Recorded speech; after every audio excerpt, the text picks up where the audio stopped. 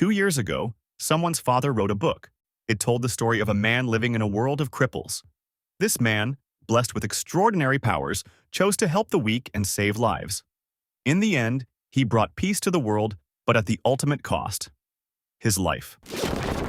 Our story begins in Wellston Private High School, specifically in the cafeteria. Today is special because the famous chocolate cake is being served. One lone slice of the legendary dessert sits unclaimed until two students start fighting over it. On one side, we have Remy. She tells Arlo to hand over the cake, since she saw it first. However, Arlo doesn't care. He coolly reminds Remy that it's his since he took it first. This answer only infuriates Remy, and she releases her powers. Electricity starts flowing through her body as she demands the cake back. Arlo doesn't hold back either and creates a barrier to block Remy's electricity. They both clash dramatically, and yes, all this over a slice of cake. Meanwhile, in the background, a boy nervously watches the scene unfold. At first glance, he seems concerned about the situation. But his real worry? Missing out on grabbing at least one slice of the cake. This boy is our protagonist, John. Right now, John is stuck in class, bored out of his mind like the rest of his classmates. His thoughts wander back to the chocolate cake he missed out in the cafeteria when he notices Remy enjoying her slice next to him. His daydreams are interrupted when the teacher asks for a volunteer to solve a problem. John raises his hand. Is he about to show off his skills? Nope. He just wants to go to the bathroom. This clearly annoys the teacher. But he still lets him go. Before leaving, a classmate mocks John, but one piece of chalk thrown by the teacher decides to intervene. Well done, sir. You have my respect. On his way to the bathroom, John starts noticing a soft rumble coming from the other side of the wall. Great is his surprise when he sees a red-haired guy piercing through the structure of the building.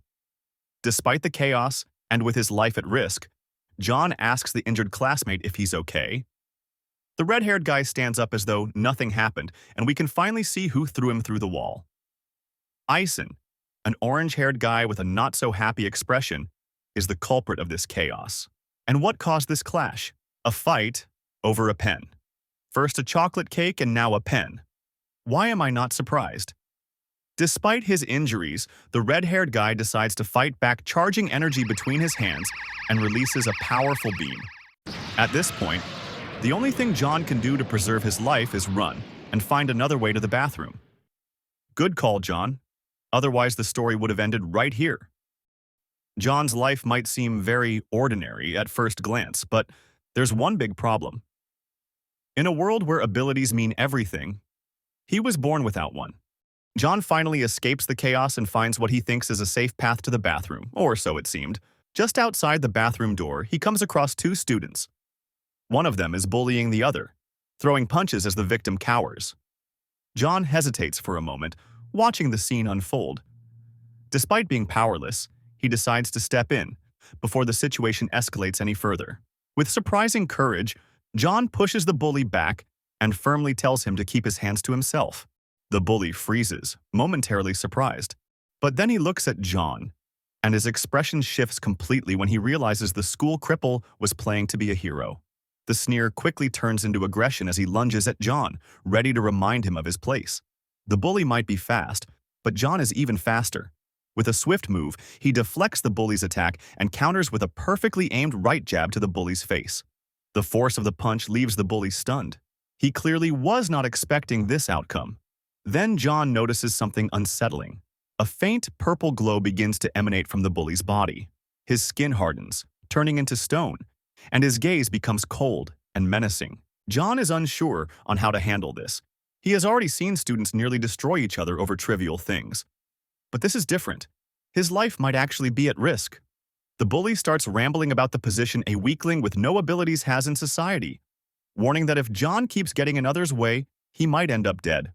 Meanwhile, we see the bully's victim has the ability to turn invisible. Without anyone noticing, he slips away from the scene. Not even a thanks? In a flash, the bully gets behind John and strikes with an elbow. Thankfully, John manages to block it with his arm. It seems the bully's ability isn't just about skin hardening. It's more of a self-enhancement power. The bully tries again to intimidate John, even demanding he beg for forgiveness. This only makes John laugh. The idea of begging someone so weak is a joke to him. He proceeds to list the names of the people he considers strong. Remy, Eason, Blake, the red-haired guy from earlier, and finally Serafina, a name we haven't heard in the story so far. This clearly infuriates the bully, but John doesn't flinch. He continues mocking the bully's ability, even says that without any power, he could easily defeat him. The bully charges at John, angered by his words. But John had been slowly moving toward the window. As the bully lunges, John swiftly grabs his arm, using his momentum to throw him out of the building. Once everything settles, John returns to his usual self, relieved and surprised that his mind games actually worked. His arm is broken and he'll need to visit the infirmary, but for some reason, that makes him more nervous than his earlier experience. John is now in the infirmary, and by the words of the doctor, he is a regular. Our protagonist looks more nervous than usual after hearing the doctor's words. Understandable. The doctor's attitude is very menacing, and he seems exhausted from dealing with John. At this point, he might even do more harm than good. The doc hands him a medicine to heal his arm. At least he's glad John pissed off only the stone guy and not one of the higher ranks of the school. Otherwise, not even the medicine would save him. John is about to leave, but one hand on his shoulder stops him. He won't go anywhere until the medicine takes effect. Meanwhile, on the rooftop of the school, a purple-haired girl is spending time chatting with someone. Her expression is very stoic until the person on the other side of the conversation asks her for help, which makes her smile slightly. Back in the infirmary, a girl shows up, annoying the doctor, thinking he has more work to do. She calls out to John, and we find out she's the same person from the rooftop earlier. Now, we learn two things. The purple-haired girl's name is Sarah, the same one John mentioned while mocking the stone guy, and she's been texting with John this whole time. John was going to stay at least 3 hours in the infirmary, and he was desperate to have some company. Sarah laughs and starts to leave for class, but John knows she never actually goes and begs her to stay. They spend time in the infirmary scrolling through their phones until John suddenly bursts out laughing like a maniac. Sarah asks him why he's acting like that. Wrong move, Sarah. This only makes John reveals the marvel contained on his phone. His score in Slappy Pig, but Sarah is not even impressed since her record is even higher. Suddenly, the whole school rumbles, cutting their free time short. We expect a sign of what's happening, but all we hear are the doctor's furious screams. He storms out of the room barking like an angry wolf. Apparently, another regular is causing a commotion somewhere else in the school. Before leaving, he warns John, "You better be here when I get back." John agrees, mentioning that he'll wait there with Sarah. The moment the doctor is out of sight, both of them decide to leave, completely disregarding his menacing words. Outside of the school, we encounter the rock boy again. His irritation hides any sign of pain. His mind is clouded with thoughts of revenge against John, and by sheer coincidence, he appears right in front of him. Coming out of his hideout, the rock boy grabs John by the shirt and looks ready to start another fight. Yep, this guy never learns. However, this time John isn't alone. When the rock boy notices Sarah standing with him, his fighting spirit vanishes. Sarah only needs to say a couple words to make the bully shake like jelly. He tries to act tough, but it's clear how shaken he really is. Sarah grows tired of his rambling and, without moving a muscle, throws the rock boy around like a rag doll. The force of the throw is so great that he slams into the wall and his ability starts to fade. Not tired of being beaten twice in a row, the bully tries to strike Sarah, but she dodges effortlessly, and with a soft hit behind the neck, Rock Boy falls unconscious. Sarah then leads the way out of the school as though nothing happened. She seems very used to dealing with people like him. We go back inside the school where the doctor is dragging Blake and Eisen. It seems the rumble was caused by a fight between the two of them. The doctor gives them a stern lecture about their behavior between classes. Despite this, they can't help but fight again over a stupid pen, which only annoys the doctor even more. Amidst all the chaos, the doctor notices someone missing from the infirmary. His expression makes it clear. It can only mean one person. Meanwhile, in a cafe, John narrates his life-risking experience of defeating the rock guy by throwing him out of the window. Sarah ends up laughing and mentions that living constantly on the edge must be fun. John's expression changes slightly. He just wants to have a peaceful life. He thinks that fighting over everything isn't the right way to live. Sarah disagrees, saying there's no point in proving yourself to someone weaker than you. John argues back, saying that the stronger aren't always right and using force to back up your point is pathetic. This statement unintentionally hits a nerve with Sarah. It was expected, After all, Sarah was born strong, and as a high tier, she has no real understanding of the life of those beneath her, especially John's. Suddenly, the news interrupts their conversation. It is mentioned that a group called Ember has left many victims on their way, and the last one was a vigilante. And apparently, that group's next destination is the city where John lives. Sarah breaks the silence, stating that those self-proclaimed heroes or vigilantes should mind their own business if they don't have the strength to back it up. On the other hand, John thinks they were just trying to help others. Let's take a step back, a year into the past, when John first transferred to Wellston Private High School. Countless sleepless nights, hours of studying, grueling exams. John did everything he could to get into Wellston, hoping that it could be different. A kind girl called Elaine approaches John trying to spark an innocent conversation between classmates. Everything flows smoothly until the word ability comes up. The room falls into an eerie silence. Everyone waits, eyes on John, eager to hear what the new guy's ability is. John tells the truth, feeling no reason to hide it, especially from someone who seems kind. But the moment the girl hears his answer, her mask falls off. Her true attitude surfaces. Disgust, pure and unfiltered, as she realizes she just wasted her time talking to a weakling. The rest of the class follows suit, hurling insults at him without hesitation. Outside the classroom, things don't get any better. Two guys pick on him, ready to show him his place. It's at that moment that John sees Sarah for the first time. Desperate, John calls out to her for help, clinging to the hope that someone might step in. But Sarah doesn't even glance his way. She walks past him without a care in the world. Reality hits John like a bucket of cold water. The flashback ends, and we find ourselves in John's bedroom. His peaceful sleep is rudely interrupted by a mysterious call, and he's not happy about it. Sarah is on the other side of the call. She wants John to join her on a trip to the mall.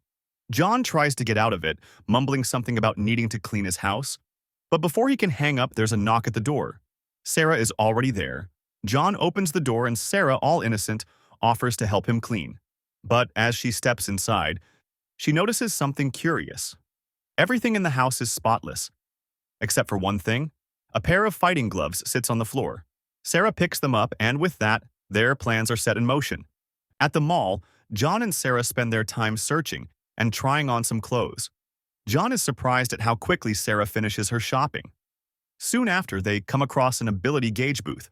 For fun, John suggests Sarah to give it a try. Sarah initially scoffs at the idea, claiming those booths are a scam, but with a little convincing, she reluctantly agrees.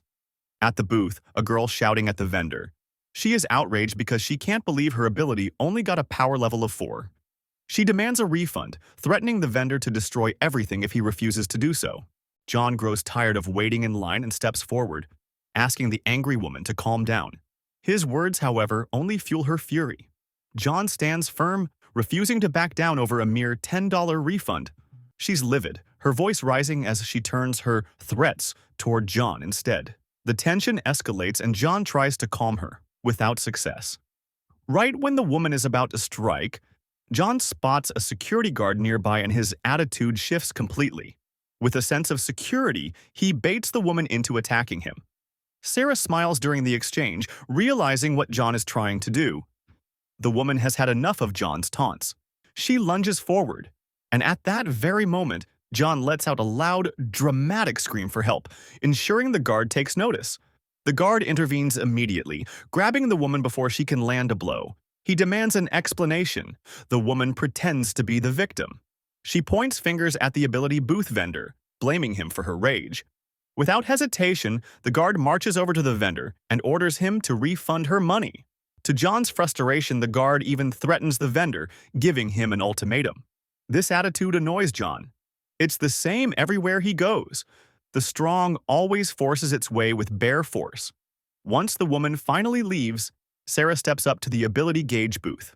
The vendor seems nervous but processes her request.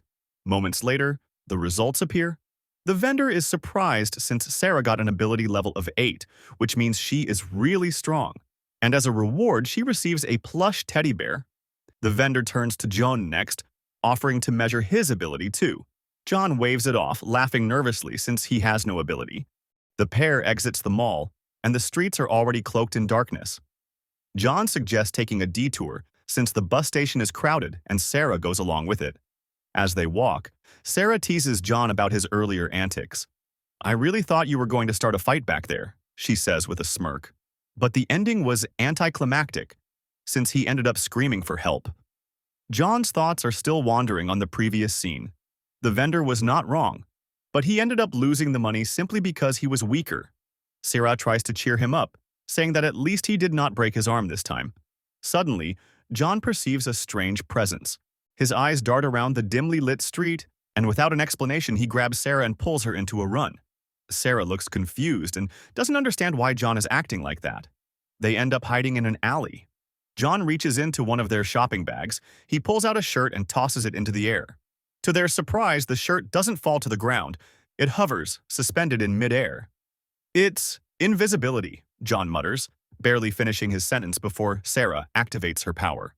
The streets turn gray and time freezes. Moving forward with precision, she delivers a powerful kick to the space beneath the floating shirt before the world starts moving again. The guy flies away upon getting hit, and Sarah, looking noticeably drained, tells John to better get out of there. I wonder, where have we seen someone with an invisibility power? Outside of John's house, the streets are silent, shrouded in deep night, with no sound to be heard. John and Sarah return safely from the mall after their uncomfortable encounter with the invisible man. Sarah still can't wrap her head around what just happened. John dismisses it, suggesting it was probably someone trying to mug them, but he admits it was more than enough excitement for one day. Sarah watches John with a serious gaze, sensing something isn't quite right. Finally, she speaks, asking how he knew they were being followed. John waves it off, replying casually that it was just a gut feeling. Quickly changing the subject, he asks if she'd like to eat with him. Sarah declines the invitation, mentioning that it's pretty late and she should head back to her dorm. John reacts with alarm, clearly not expecting her to leave after what they had just experienced. Sarah remains stoic, assuring him that she can take care of herself. John reluctantly agrees, but insists she should stay the night, just in case. Sarah settles onto the sofa, her eyes falling on a lone book resting on the table. Its title reads, Unordinary, just like this manhwa. Ignoring John's questions from the kitchen, she picks up the book with quiet curiosity.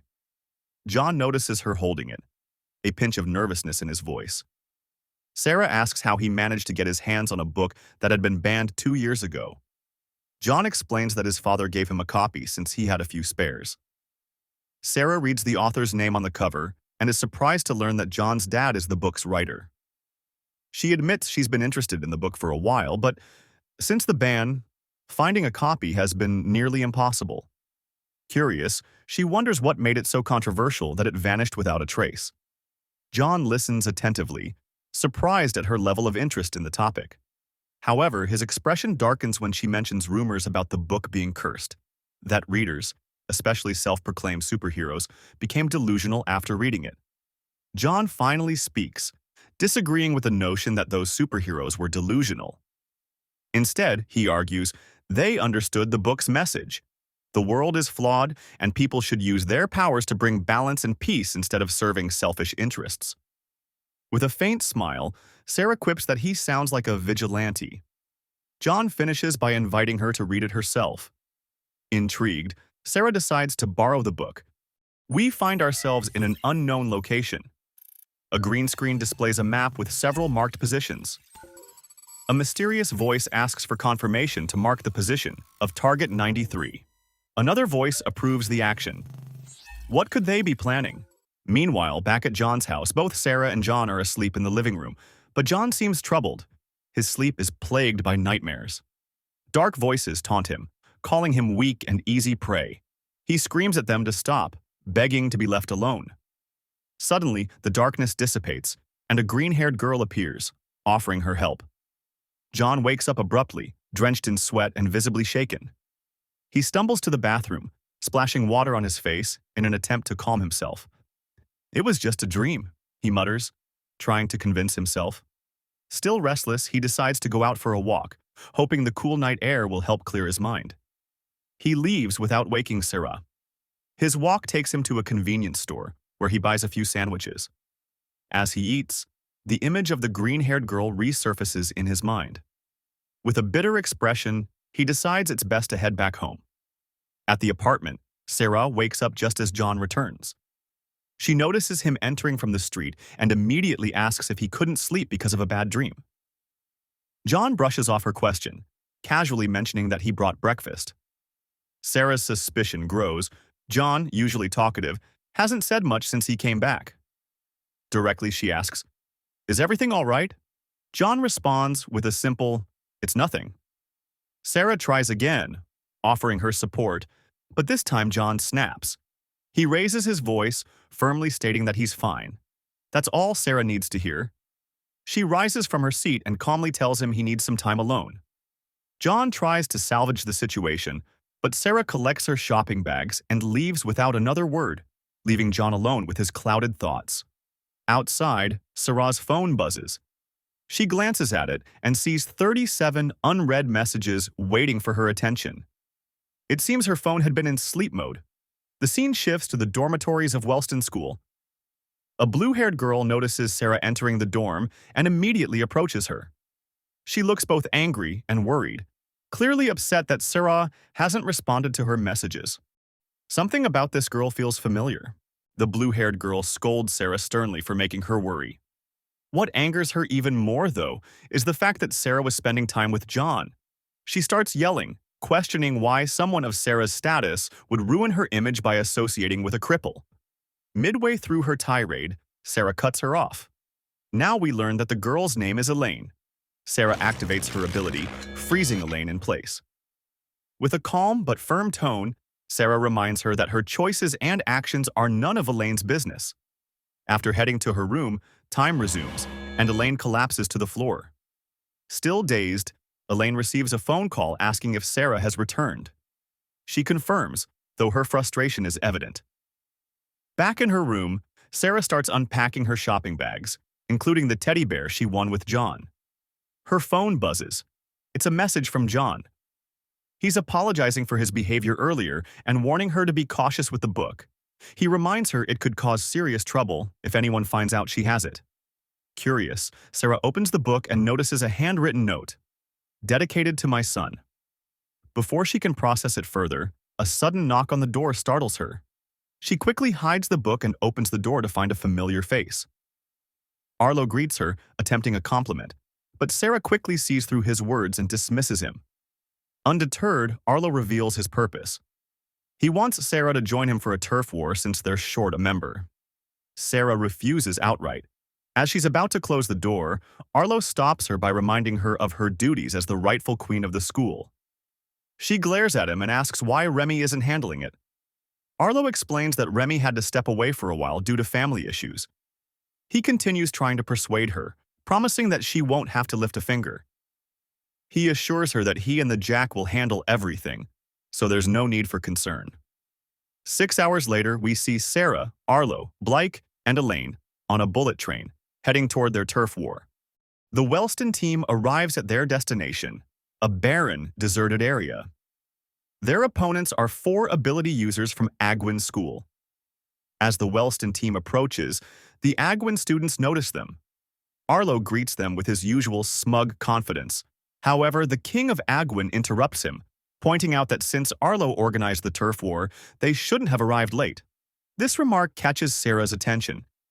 She recalls Arlo telling her that Agwin challenged them, not the other way around. Her suspicions grow as the 2 kings step forward to meet in the middle of the arena. The king of Agwin questions why they were challenged, pointing out that Wellston has no reason to provoke them. Arlo smirks and reveals his true intentions. Agwin recently gained a new queen, and he wants to see her in action. The rules of the turf war are announced. It will be a series of one-on-one battles. The king of Agwin turns to Sarah, unfamiliar with her presence, and asks Arlo who she is. Arlo nonchalantly introduces her as a returning veteran named Serafina. Hearing her name, the king of Agwin freezes, vivid memories of the past flooding his mind. He remembers Serafina as the unstoppable force who single-handedly took down his entire team in the past. While the Agwin king is lost in thought, Arlo seizes the moment to officially start the turf war. The jacks from both schools step forward, ready to begin the first match. Agwin's jack lunges at Blake with impressive speed. Blake steps back, keeping his distance and launching energy balls to hinder his opponent's movements. Agwin's jack expertly evades by leaping into the air, aiming to close the gap. As he descends, Blake uses his energy beams to propel himself backward, narrowly avoiding the strike. Amid the debris, Blake fires a powerful energy beam at his rival. Agwin's jack jumps to avoid the attack, but sustains an injury to his leg in the process. The Agwin king takes notice of the injury, and Blake, now irritated, presses the advantage. Agwin's jack, realizing he needs to get close to stand a chance, hurls a rock at Blake. Blake destroys the rock midair with his energy balls, creating a thick cloud of dust. With visibility obscured, Blake seizes the moment. He appears beside his rival in a flash, charging an energy beam. The injured jack knows he can't avoid the attack and braces for the worst. Just before Blake fires, the king of Agwin calls off the fight. Recognizing the futility of continuing, he declares their loss. Though humiliated, Agwin's jack reluctantly accepts his leader's decision. The Queen of Agwin then steps forward confidently, announcing that she will handle the rest of the battle herself. Blake is declared the winner of the first encounter, but the battle is far from over. Agwin's queen steps forward, ready for the next match. As the fight begins, Blake launches a series of energy balls toward her, each one hitting its mark and kicking up a dense cloud of dust. When the dust settles, the queen's ability is revealed, a pair of spider-like claws protruding from her back, shielding her from the attack. Without hesitation, the claws lash out toward Blake. He skillfully evades, propelling himself with energy beams to maintain his distance. Despite his efforts, the relentless claws keep attacking, leaving him unable to approach. Frustrated, Blake attempts to maneuver closer, but two of the claws strike him directly, slashing deep wounds into his chest and leg. The queen smirks as a third and fourth claw emerge from her back, joining the fray. She launches a synchronized attack with all four claws. Blake narrowly evades using a burst of energy to propel himself away. Finally, he closes the gap and prepares to counterattack. But just as he's about to unleash his power, a fifth claw pierces his side, halting his momentum. The queen uses her claws to hurl Blake across the battlefield, sending him tumbling to the ground. From the sidelines, Sarah glances at Arlo, wondering why he hasn't stopped the fight yet. Blake struggles to his feet. Despite his injuries, he tries to act tough and asks the girl, how many claws does she actually have? The queen dismisses his question with a bored expression and mentions that he probably won't be called back by his team until he gets knocked down. Growing impatient, the queen decides to end it. With all 5 claws, she launches a final, devastating attack. Just as the claws are about to strike, Sarah steps in and stops the fight. She declares the match over, handing the victory to Agwin School. Sarah turns to Elaine, instructing her to tend to Blake's injuries. She's been absent from turf wars for only 1 semester, and she can't believe Arlo has been managing them this way.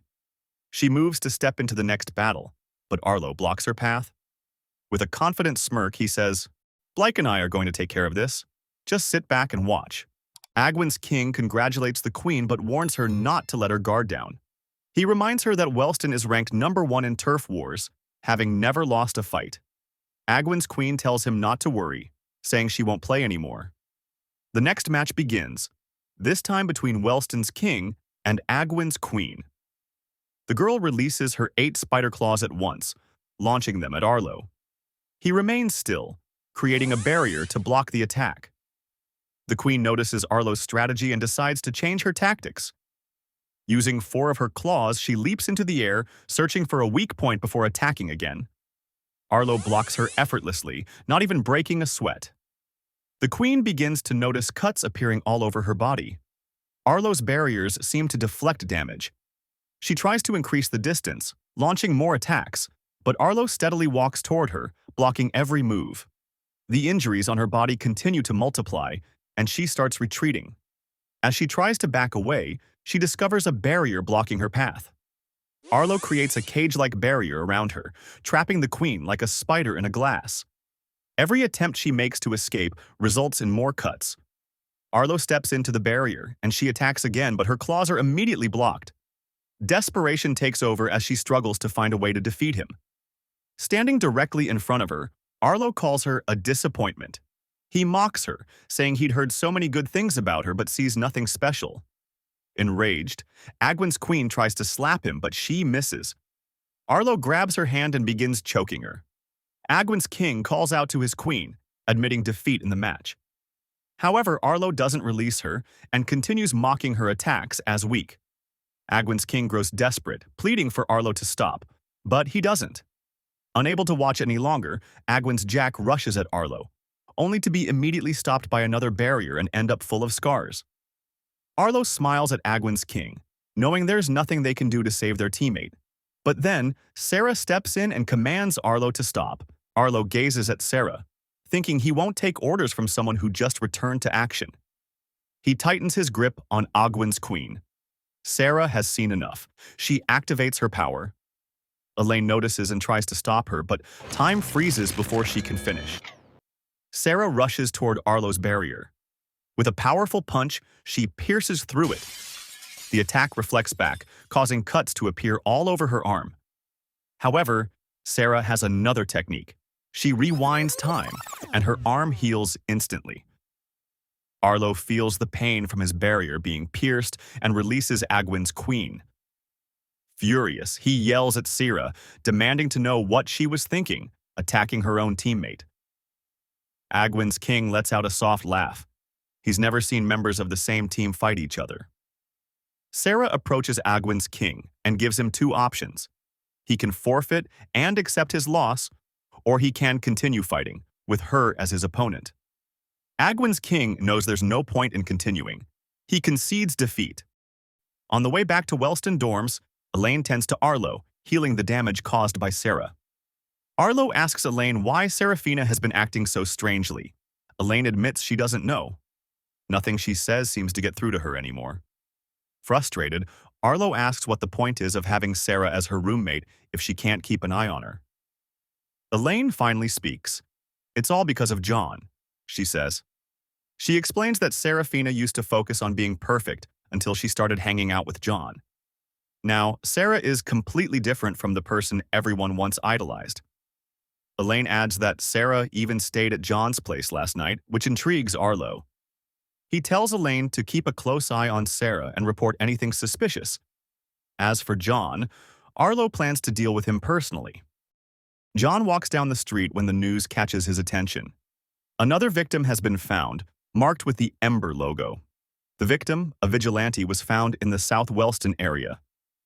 John notices that the attacks are getting closer and closer. The news continues, revealing that those killed by Ember were known as high-tier vigilantes. They then show public opinions about the fallen vigilantes. Most people consider them lunatics who cause trouble and are just waiting to be killed. John keeps walking, ignoring the news. Back at Wellston, Blake is calmly heading to class when Ison sneaks up on him, giving him the scare of his life. Ison laughs upon seeing the scars all over Blake's face and asks if he got beaten up in the turf war. Blake retorts, saying at least he's strong enough to be in one. Ison responds, claiming he could be in a turf war too, but he's not into that stuff. Okay, dude, whatever you say. Blake mentions that Serafina was at the last turf war, which surprises Ison. Ison asks what happened, and Blake tells him that Serafina actually attacked Arlo. However, Blake stops mid-sentence, realizing he's not supposed to talk about it. Ison, sensing Blake is hiding something, says he'll feel better if he confesses and promises to keep it a secret. Meanwhile, John has returned to school, stressed, because he forgot he had a history exam. He bumps into Arlo in the aisle, still distracted. John apologizes, apparently unaware that Arlo is the king of Wellston. Arlo's classmate grabs John, demanding a proper apology. John, confused, wonders what the guy wants from him. Maybe he wants an apology too. He asks to be let go, explaining he has a test in 10 minutes. Arlo intervenes, telling his classmate to let John go.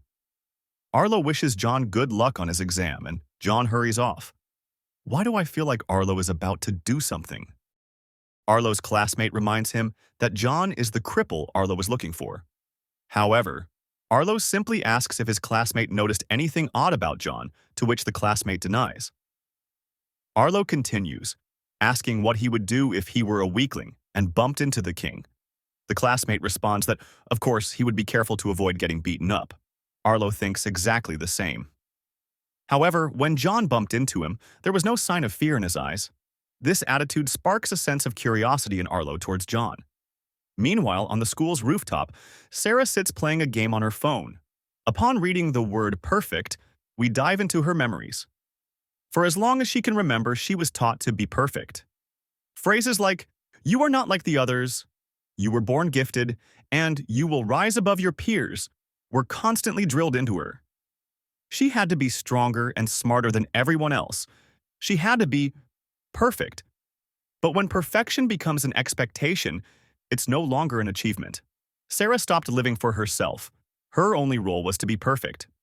We return to John and Sarah's first encounter. John, backed up against a wall, listens to his two bullies lecture him about hierarchy in Wellston until he notices Sarah. In his desperation, John calls out to her for help.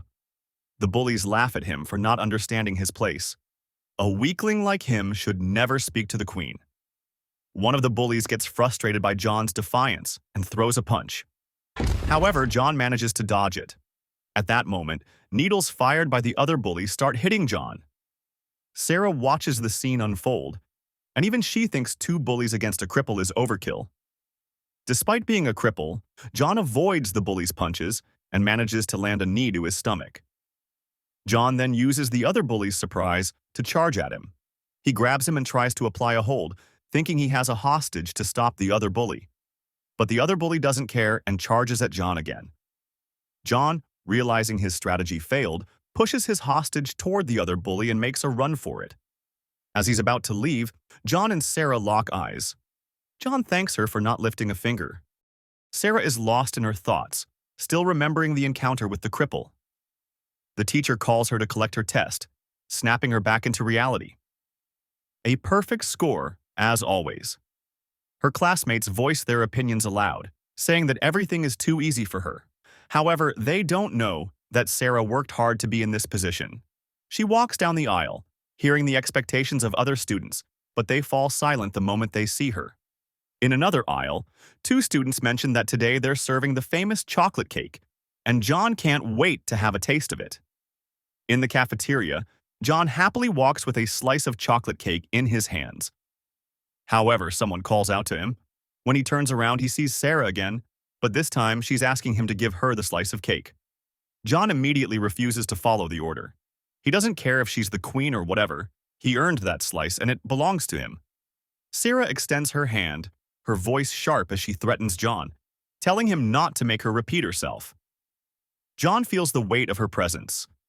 Nervously, he moves the cake toward her hand, but in his shaking state, he ends up dropping the cake. Sarah freezes for a second, trying to process what just happened.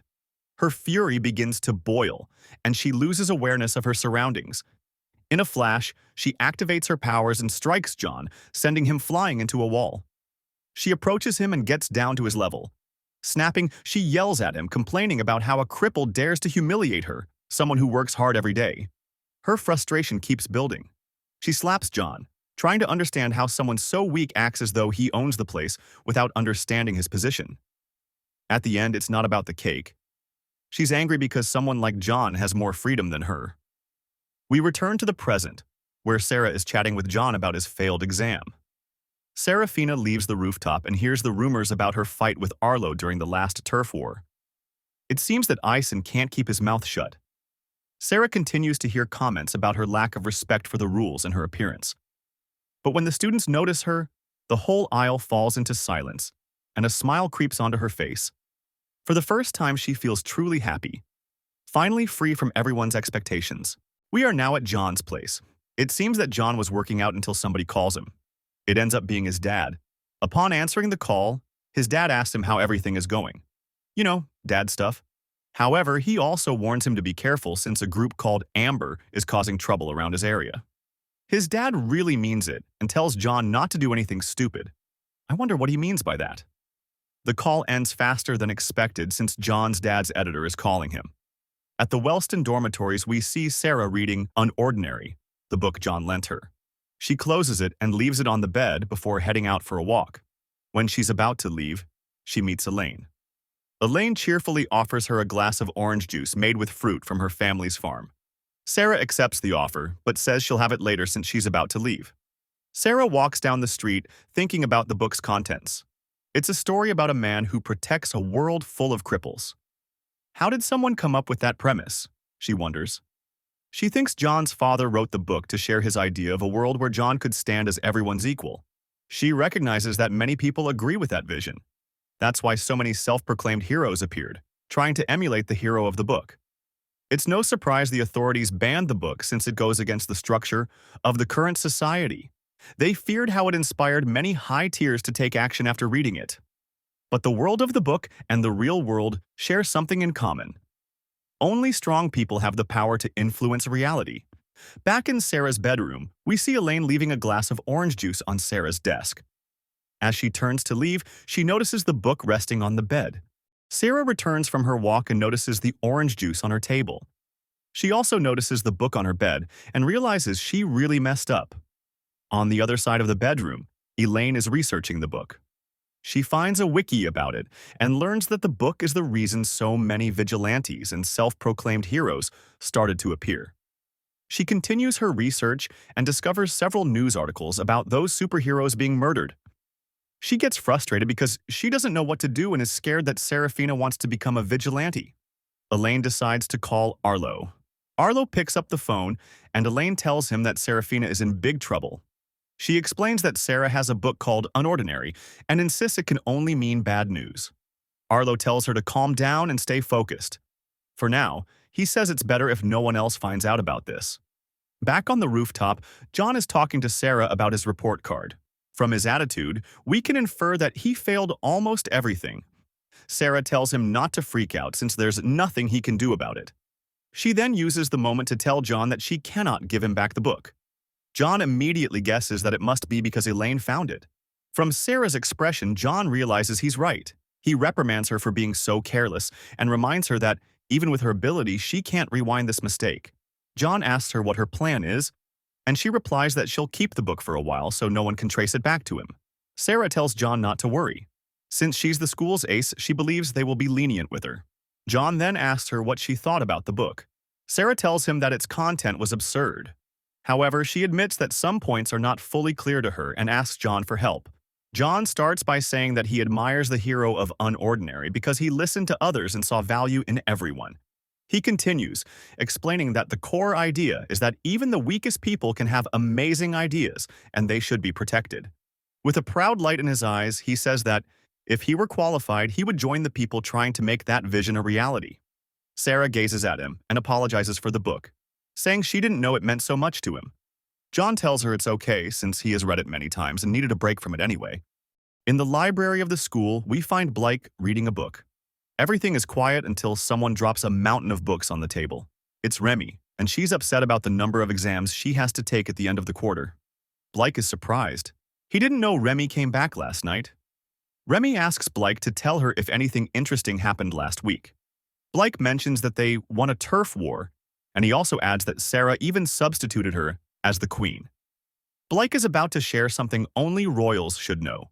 However, Remy interrupts him, saying everyone already knows that Sarah kicked Arlo's butt in the turf war. Remy is relieved that those two finally fought it out. However, she knows it's none of her business, despite Blake saying otherwise. Remy understands that her position as the queen is only because Sarah doesn't want it. She's aware that her level is far below theirs, and trying to stop them would probably get her killed. Blake then asks Remy why she left so suddenly. Remy's attitude changes and pain fills her eyes. She finally reveals she attended a funeral. Her brother was murdered. Meanwhile, we see John in his classroom. He looks really thoughtful. He starts remembering some kids laughing in front of him. A younger John, beaten and bruised, glares at them with fury. A hand extends toward him, offering help. It's the green-haired girl again. Suddenly, the teacher's voice snaps John back to reality. He stands up and collects his grade report, and it's not as bad as he was expecting. Elsewhere, Arlo is walking down one of the school aisles. He's surprised that Sarah managed to get a copy of Unordinary. He wonders if her recent behavior is influenced by the book.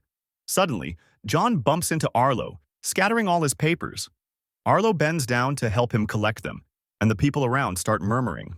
But when Arlo raises his voice, everyone goes silent. As Arlo leaves, he tells John to be more careful next time.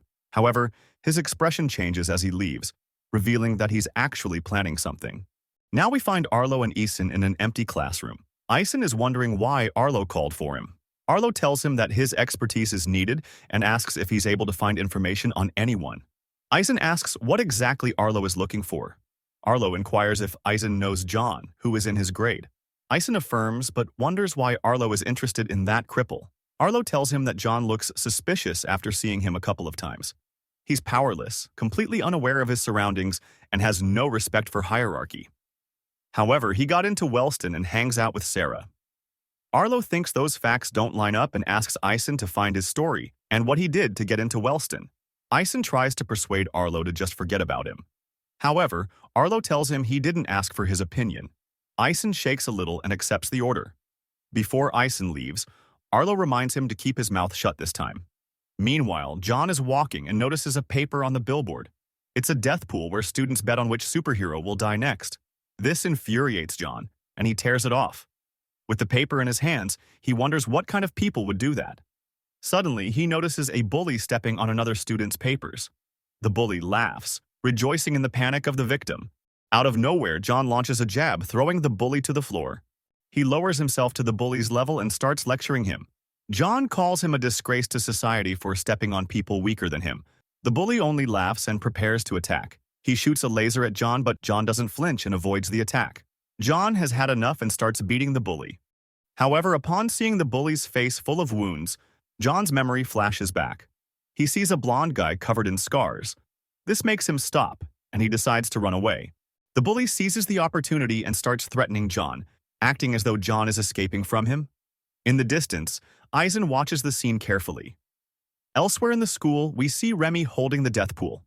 Tears fall from her face as she uses her electricity to burn the paper. As she walks away, one piece of the burned paper shows the name X-Static. This vigilante was murdered recently and is probably Remy's brother. Remy is now knocking on Sarah's dorm. Elaine opens the door, and Remy tells her she wants to talk with Serafina. Elaine lets her in and offers some tea, but Remy refuses, saying the visit will be quick. Sarah is in her room, reading a magazine, when she hears Remy knocking on the door. Remy walks in and notices the teddy bear. However, she also spots a circuit inside of it. Immediately, Remy apologizes to Sarah and thanks her for substituting as queen during her absence. Sarah tells her not to worry, saying she owed it to her. After all, Remy had taken the burden of being queen off her shoulders. Remy keeps glancing at the bear, enough that Sarah asks why she's staring so much. Remy points out the chip inside the bear, saying it's giving her bad vibes. Curious, they open the bear and examine the circuit. It turns out to be a tracking device. This makes Sarah remember the moment she won the bear. She begins to wonder if all the prizes from the level gauge booth contained trackers. Her mind races back to the booth sign, which mentioned that anyone with an ability level of 5+ would receive a prize. She deduces that someone is tracking high tiers. Remy advises Sarah to stay alert from now on. Even though they're strong, they're far from invincible. Meanwhile, back at school, Eason is trying to process all the information he's gathered about John so far. He's spoken with bullies who had encounters with him, including Rockboy, and the pair who gave John his welcome to Wellston. He even tried asking the school doctor, but apparently the doctor didn't know any John. All the information points to John being just a typical cripple. Yet Eason can't shake what he saw during the confrontation with the bully. John didn't act like a typical cripple in a fight. He showed confidence. Frustrated by the lack of answers, Eason decides to talk directly to John. John is surprised to see Eason talking to a cripple like him. Eason mentions that the school newspaper wants to write an article about the life of a cripple and needs John's input to make it accurate. John shrugs and accepts, but says maybe later. His class is about to start. Eason, thinking John is joking, presses on, saying that the interview can't wait. Eason takes John into a classroom and invites him to take a seat. John emphasizes that he was practically dragged there against his will.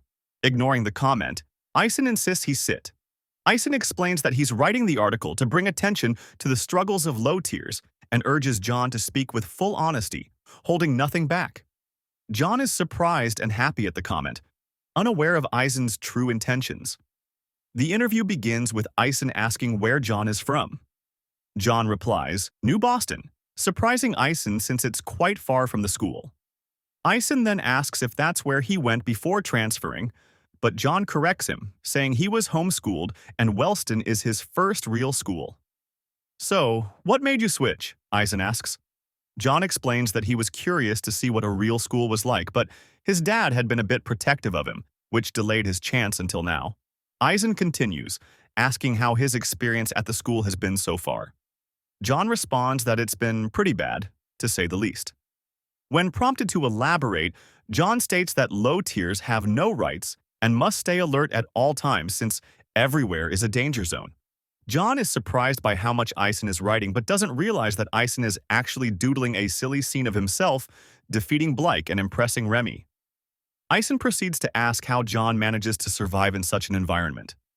When John begins to answer, Eisen cuts him off, asking him to focus specifically on his own actions. John explains that he tries to walk on the edges of the hallways and stay quiet to avoid drawing attention to himself, though Eisen suspects he's lying. John eventually says the article should emphasize the importance of accepting people's differences. However, Eisen abruptly stands up, cutting John's speech short. Eisen reminds John that he still has many questions left to ask. He asks how John chose Wellston as his school. John replies that Wellston has one of the best academic programs in the nation. Feeling uneasy, John notices that the interview has shifted into more of an interrogation. Eisen comments that Wellston is also renowned for its high-tier abilities, making it a risky choice for a cripple like John. John admits that he assumed academics would be more valued than fighting, but Eisen dismisses this as short-sighted, although expected from someone inexperienced in such environments. Eisen then brings up John's father, striking a nerve. He asks if John's dad ever warned him about the challenges of the school. Eisen continues, suggesting that attending a closer school might have been a better first step instead of jumping into Wellston. He speculates that perhaps John's father had already tried that, but for some reason it didn't work out. John finally snaps. Grabbing Eisen by the shirt, he demands that he stop prying into his life. John reminds him that the purpose of the interview was to discuss his struggles as a low tier, not to be interrogated. With surprising strength, Eisen grabs John's arm and calmly remarks that John is very lucky to have Serafina on his side. Effortlessly, he removes John's hand from his shirt. Picking up his folder, Eisen thanks John for the information before leaving the empty classroom. It seems Eisen now plans to dig into John's past in New Boston. We find Eisen scrolling through pictures from New Boston High School. Suddenly, he spots John's picture among the files. Eisen abruptly stands from his chair, making a lot of noise and drawing attention. Blake, annoyed, tells him to keep it down to avoid getting kicked out of the library. Ignoring the comment, Eisen excitedly calls Blake over to show him his discovery. He points at John in the picture, but Blake looks confused, not even recognizing who John is. While Eisen keeps praising himself for uncovering something significant, Blake wonders why he should care about John. Frustrated, Blake asks why Eisen is stalking John. At this, Eisen suddenly remembers Arlo's strict warning to keep quiet. Snapping out of it, Eisen dismisses Blake's question with a curt, "That's none of your business," which irritates Blake further. Blake, who wasn't even interested at first, now feels insulted at being dragged into the matter, only to be dismissed. Later, Arlo and Eisen finally meet after some time apart. Arlo remarks that Eisen better have some valuable information after all this time. Confidently, Eisen takes out a file and begins his report. He explains that he's been observing John's behavior for several days, and John himself admitted that he was homeschooled and had no ability. Eisen notes that when John was asked about low tiers, he avoided speaking about himself, and his answers didn't align with his actual behavior. Initially, Eisen thought John was just clueless and acted that way out of ignorance. But when the topic of his past came up, John became extremely defensive and even attacked him. Eisen then presents Arlo with a picture of John and his class from 2 years ago. Arlo is surprised, remarking how unrecognizable John looks compared to now. Eisen continues, pointing out that John doesn't care if he bumps into someone and talks to high tiers without hesitation. He adds that if it weren't for John's claim of being a cripple, he would assume John had some kind of ability. Arlo listens intently, then surprises Eisen by tearing up the file he had just handed over. When Eisen offers to continue researching, Arlo stops him saying that he's done enough, and from that point he'll take care of John. Meanwhile, back at the Wellston dormitories, Elaine is doing some homework when her phone buzzes. She checks it and finds a new message from Arlo. Elaine seems happy as she picks up her phone, likely feeling something for Arlo.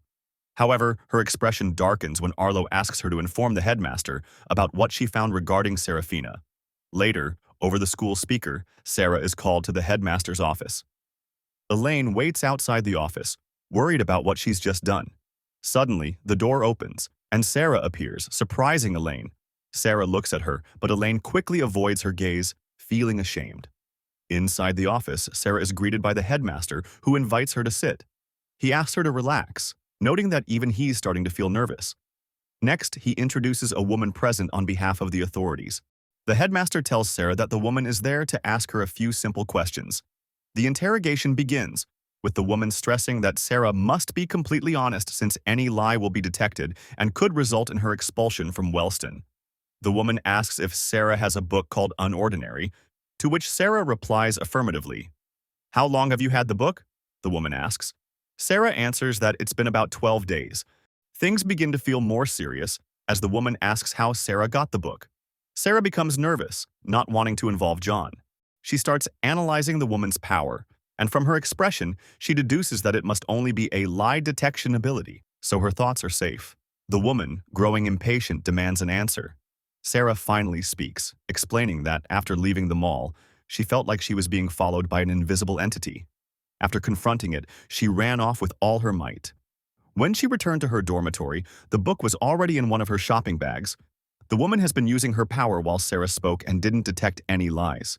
She continues, asking if Sarah was with anyone when the incident happened. This question shakes Sarah once again. Before she can answer, the headmaster intervenes, stating that they should focus only on asking relevant questions, as their students' time is valuable.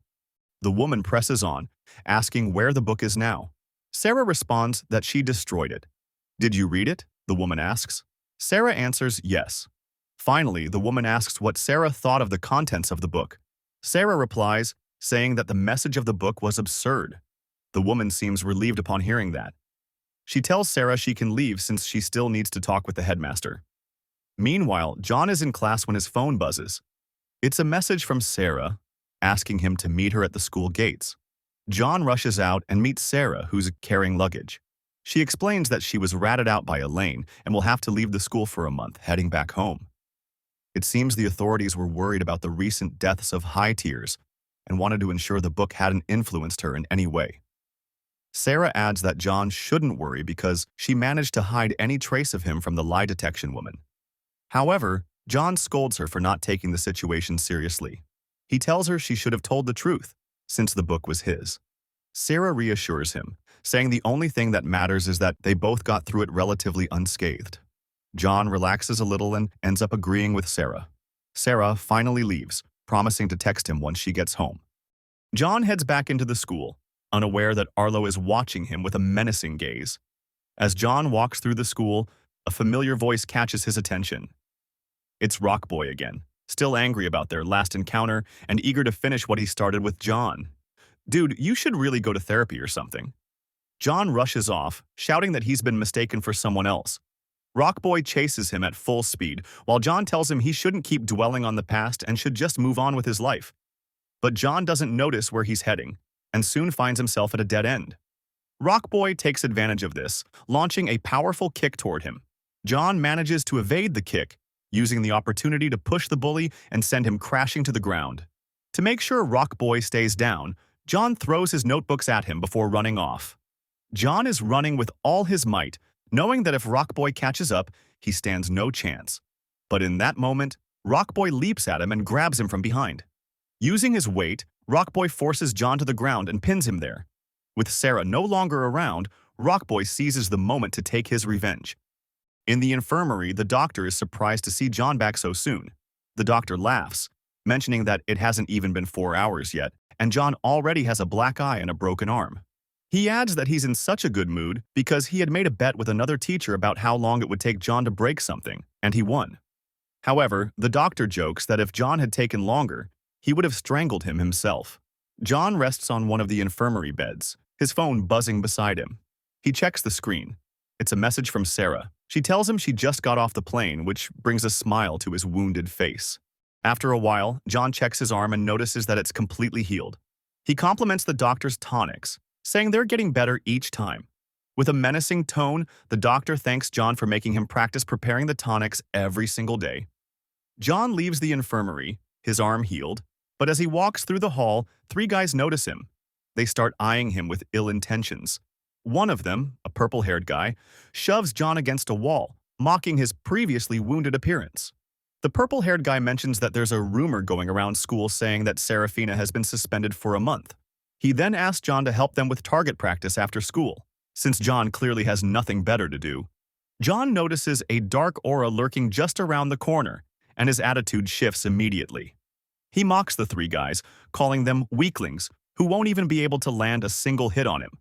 Irritated, the purple-haired guy demands that John watch his words. John, not caring, simply replies that the guy's breath reeks. Suddenly, a hand grabs the purple-haired bully, making him nervous. The doctor appears, threatening the bullies, mentioning that he has a date tonight. He warns them that if anyone makes him work overtime, he'll take care of them personally. John starts laughing softly, but the doctor's irritation grows. He adds that his threat applies to John as well. Finally, the doctor leaves, threatening them once more and saying he'll keep an eye on them. Once the doctor is out of sight, the purple-haired bully resumes his actions, calling John lucky for being saved by the doctor. He tells John that a cripple like him is nothing but a leech, feeding off others. The bullies finally leave, but John stands still, reflecting on what he just said. The words, "a leech who feeds off others," linger in his mind, making him think of the green-haired girl from his past. A dark expression settles on John's face as memories resurface. The scene shifts to Serafina's house. Upon arriving, Sarah greets her mother. Her mother simply calls her name from upstairs. In a flash, her mother comes down from the second floor and immediately slaps Sarah. It seems her mother possesses some sort of time manipulation ability as well. She scolds Sarah, warning that if she keeps becoming more reckless, she'll end up as the failure her older sister was. Her mother orders her to remove her extensions and says they'll discuss a proper punishment when she gets back. Sarah stays still, her cheek swelling from the slap as she hears her mother leave. Sarah is now in her room, using her laptop. Her phone buzzes, and upon checking, she sees a message from John asking if she has time to talk. John calls her, but when she picks up, he answers with an unusual "hi." Sarah mentions that he sounds weird. John explains that he was just surprised to hear her voice since it's been a while. Sarah jokes, asking if John already misses her. He laughs and replies that he just had a long day. Sarah starts helping John with some school assignments. She calls them easy, but John replies that they have very different definitions of easy. John asks how everything is going, assuming she's having a great time with her family. She stoically responds that it's almost the same since her parents left for a business trip. She's practically alone, playing video games all day. Sarah tells John she found a new game, but he better hurry with his homework so they can play together. John says he's just getting the hang of Slappy Pig, but Sarah replies it's a much easier game called Angry Pigs. She describes the game, which is similar to Angry Birds but with reversed roles. Instead of attacking pigs, the pigs attack the player, who must defend the birds by building structures. John ends up confused, unsure if the game is for him. They play together, but every one of John's attempts ends in a game over, which drives him crazy. He refuses to give up, but Sarah reminds him that he has school tomorrow, and it's already 2 a.m. The next day, John is walking through the school aisle, looking at his chat with Sarah on his phone. Suddenly, a hand stops him midway. It's Arlo, but he's not there to pick a fight. Instead, he reminds John to watch where he's walking. John simply replies with a sorry. Arlo is surprised since John doesn't seem affected. Then, he notices John's phone and the conversation with Sarah. They continue on their way.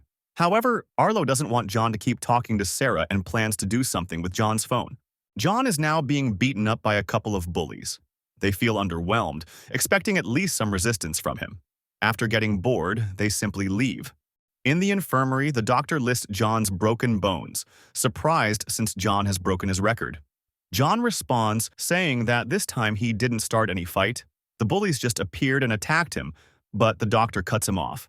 He says he's tired and that by now, John should know how to avoid these situations. John tries to grab his phone, remembering that he hasn't texted Sarah yet. However, when he checks, he sees that his phone is completely broken.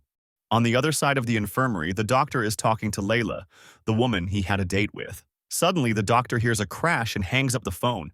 John has just smashed his phone against the floor, breaking it even more. He looks pissed and deduces that the bullies actually went after his phone.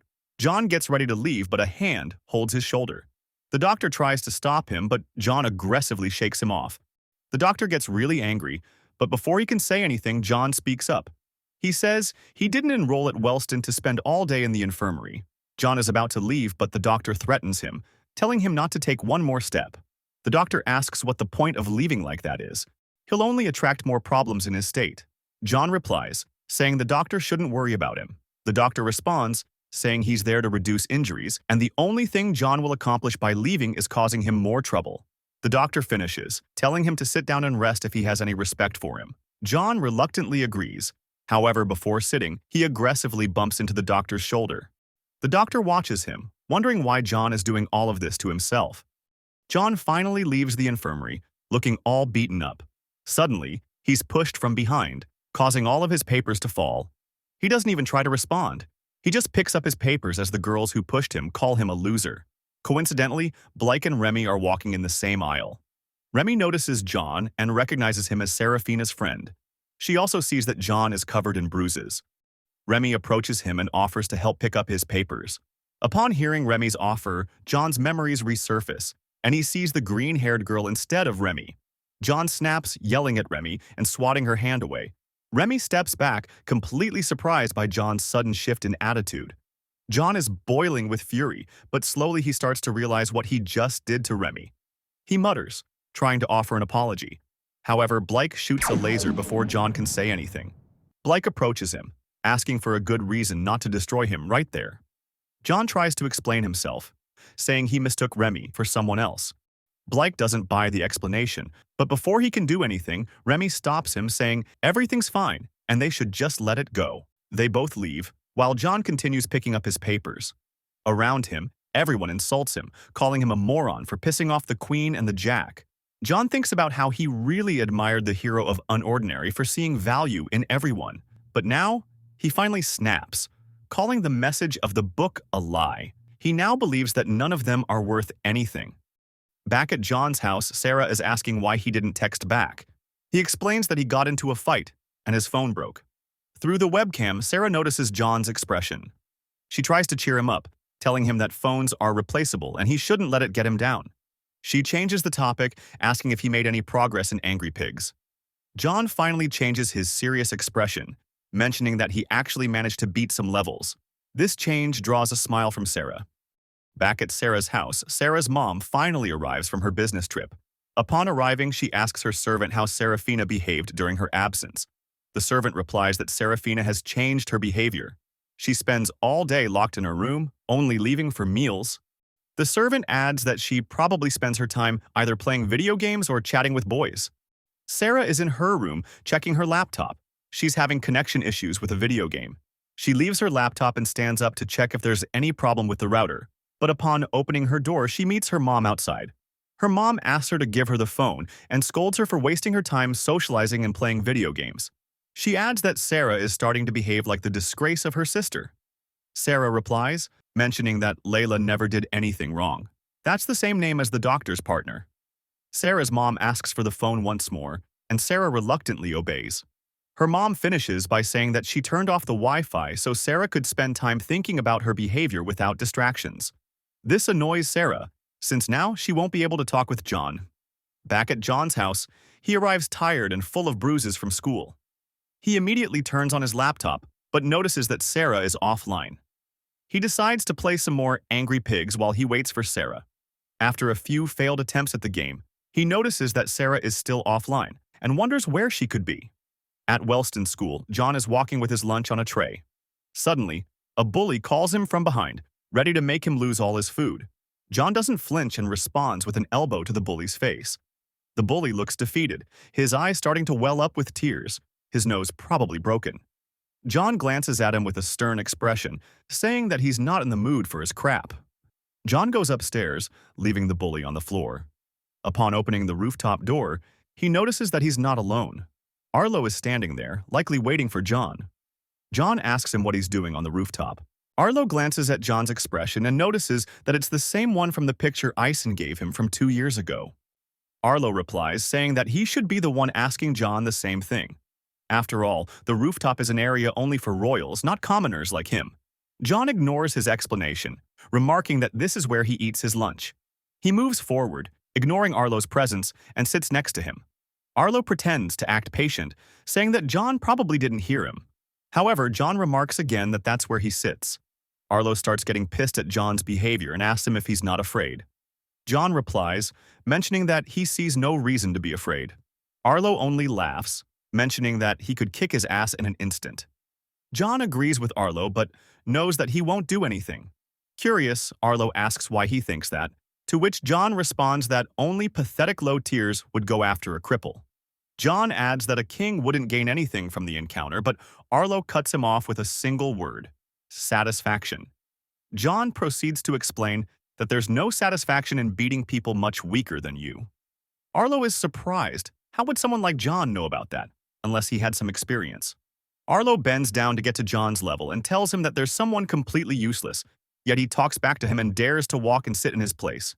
He asks John, face to face, if you were king, what would you do about someone who's really ticking you off? John answers, saying that he should be grateful, surprising Arlo. He continues, saying that Arlo must be doing a great job since there's only one person he cannot keep in line. After all, a king is nothing if his subjects refuse to follow him. John stands after finishing his food and leaves. Arlo stays there, confused because he had no idea what John was talking about. Arlo thinks that only people who have stood at the top have that kind of confidence. He's now intrigued by the kind of person John was at his previous school. Back at Serafina's house, she's resting, lying on the bed until one servant approaches her. The servant tells her that the break is over and she has to return to her duties. Sarah sits on the bed and asks the servant what the book mountain is for. The servant answers that Sarah's parents want her to read through all of them and write a report by the end of the day. Sarah is annoyed, replying that she did the same thing last night. However, there's nothing the servant can do since those are the orders from Sarah's parents. Sarah is writing her essay, and she does not look happy. She remembers the last time she willingly worked so hard was a year ago. Slowly, exhaustion wins, and Sarah falls asleep. We go 1 year into the past. Sarah is thinking about why she behaved so aggressively toward the cripple. She wonders if John had anything that sparked that behavior. The teacher starts speaking and explains that there will be a project in pairs. Suddenly, the door of the classroom opens loudly, cutting off the teacher's speech. John apologizes and shows the teacher proof that he was in the infirmary. John approaches his seat, throwing an angry gaze towards Sarah. The teacher continues, explaining that each pair will have to make a presentation for each of the 3 books they will read. The teacher starts forming the pairs, and in an unexpected turn of events, she pairs John and Serafina together. This surprises them, but not in a good way. Now they are sitting together with gloomy expressions on their faces. Sarah tells John to move his elbow off her table, but John refuses. Before she can even start a threat, John cuts her off, saying that if she beats him up, he won't be able to help with the project. Sarah corrects him, mentioning that he won't touch the project. She continues, explaining that she will do the entire thing by herself, and at the end, she will give John some note cards for the presentation. John refuses to follow the plan. He argues that he went all the way to Wellston to learn. However, Sarah ignores John's words and stands up, cutting off his argument. She imposes her decision over John using her heavy presence. Without adding anything, she leaves the classroom while John looks at her with frustration. Sarah works diligently on the project while John dozes off and falls asleep on his desk. On the day of the presentation, Sarah approaches John and shows him the note cards. She tells him that he only needs to read them and follow her cues. John ignores her, and upon receiving the cards, he tears them. This exalts Sarah, who wonders what in the world he's doing. John tells her again that he came to Wellston to learn and not waste his time. He adds that since there was no communication between them, he made the whole project too, and so her notes are useless. He finishes by saying that they should at least try to figure out what to say during the presentation, to which Sarah reacts with anger. The teacher starts the class and tells everyone to get ready for the presentations. John and Sarah stand in front of the class, explaining the plot of a book called Hamlet. So far, everything goes smoothly, and now she gives John his turn to talk. She will give him one and only one opportunity. John starts giving more details about the book with confidence in his words. However, Sarah starts hearing things that are completely different from the actual plot. Sarah, frustrated, wonders if John even managed to read the latter half of the book. Sarah finally receives her grades, a B-. For her, that grade is a low blow to her image. But on the contrary, for John, it's a reason to celebrate. Sarah stands from her seat, and the teacher asks where she's going. Sarah replies, "The library," while John watches her, wondering what's with her attitude. After class, John walks down an aisle and starts hearing the opinions of other students about Sarah. Practically all of them make fun of her for getting a B-, even adding that she's a disappointment. John listens attentively, thinking that even someone like Sarah has to go through these kinds of things. In the library, Sarah is checking some books until someone calls her. She lifts her gaze, only to find John. He asks her to work together this time so they do better in the next presentation. She aggressively stands from her chair and forces John against a wall. She tries to intimidate him, saying that if he doesn't follow her order to just read the note cards, she will send him to the infirmary every single day, giving him no chance to work on his project. John asks her if it's really worth going that far just for a perfect grade, to which she affirms. John asks again if she likes doing all the extra work by herself. He adds, wondering if the actual reason for her behavior is that she's constantly trying to impress people. This hits a nerve in Sarah, and she answers, saying that her attitude is none of his business. John strikes back, saying that he will continue doing his part of the presentation, and if he ends up wounded, she can consider the whole project a failure. Sarah does not hold back and promises to make John's life into a nightmare. With a sarcastic expression, John mentions that he's a cripple and there's nothing she can do to make his life more miserable. Sarah continues, stating that if John had followed her plan, they would have gotten an A without having to talk to each other. She's still furious, seeking an explanation for why he doesn't listen to what she says. "Because I don't want to," John replies, surprising Sarah. He adds that others' opinions mean nothing to him, even as a cripple. That is because before going to Wellston, John had already decided that he would live his life the way he wants. Sarah is shocked upon hearing John's answer, still with an angry expression all over her face. It is already night at the Wellston dormitories. Sarah lays on her bed, unable to sleep. Her thoughts kept circling back to John's words about whether all her effort was worth it just for grades and the approval of others. The idea that he could ignore others' opinions and live however he wanted struck her as absurd, almost delusional. The next day, Sarah went to the library to pick up some books. When she reached her usual table, she found John sitting there, working. Annoyed, she asked him why he was there, and he replied that he was working on the project. Sarah reminded him that he wasn't supposed to be doing anything, which only irritated him further. He insisted that he would do his part of the work regardless of her opinion. With reluctance, Sarah sat down, both of them silently resenting their partnership. As John finished a section of his work, Sarah requested to review it, arguing that it was reasonable given that they were supposed to be working together. John initially refused, but Sarah swiftly took the paper from him. Reading through it, she found several inaccuracies and questioned what was wrong with him. John defended himself by blaming the difficult language of the book, and Sarah told him to consult her if he had doubts instead of improvising again. They continued working on the project, but John eventually dozed off. Sarah slammed a book against the table, startling him awake, and ordered him to keep working, much to his frustration. After their second presentation, Sarah glared at her grades in disbelief. It was an A-, which felt like another failure to her. She couldn't understand why she kept falling short. In contrast, John was thrilled. Approaching Sarah, he celebrated their success, only for her to correct him coldly. She pointed out that the minus meant they had failed to meet expectations. Annoyed, John asked why she couldn't be satisfied with a good grade, but she ignored him, walking away and telling him not to speak to her again. As Sarah wandered through an aisle, she overheard laughter from nearby. Peering around a corner, she saw John being bullied by two girls. He was injured but still told them to stop gossiping and focus on themselves. One of the girls revealed they had been talking about Sarah, mocking her for her recent grades and calling her an embarrassment. Sarah froze in shock as she listened, but to her surprise, John defended her, stating that her dedication and hard work were undeniable. The bully responded by shoving John against the wall, mocking him for thinking his opinion mattered. Before things escalated further, Sarah stepped in. She grabbed the bully's face and slammed it against the wall, leaving John stunned. Holding the bully in place, Sarah turned her attention to the second girl, who immediately began to tremble. Terrified, the girl fled, abandoning her partner. The remaining bully turned to confront Sarah but stopped in fear upon recognizing her. Sarah demanded to know why she thought she could attack John and speak about her that way. The bully stammered an apology, claiming it was just a joke. Sarah ordered her to leave, and the girl ran off without hesitation. Once they were alone, John thanked Sarah. She dismissed his gratitude and stated they needed to start working on their third presentation.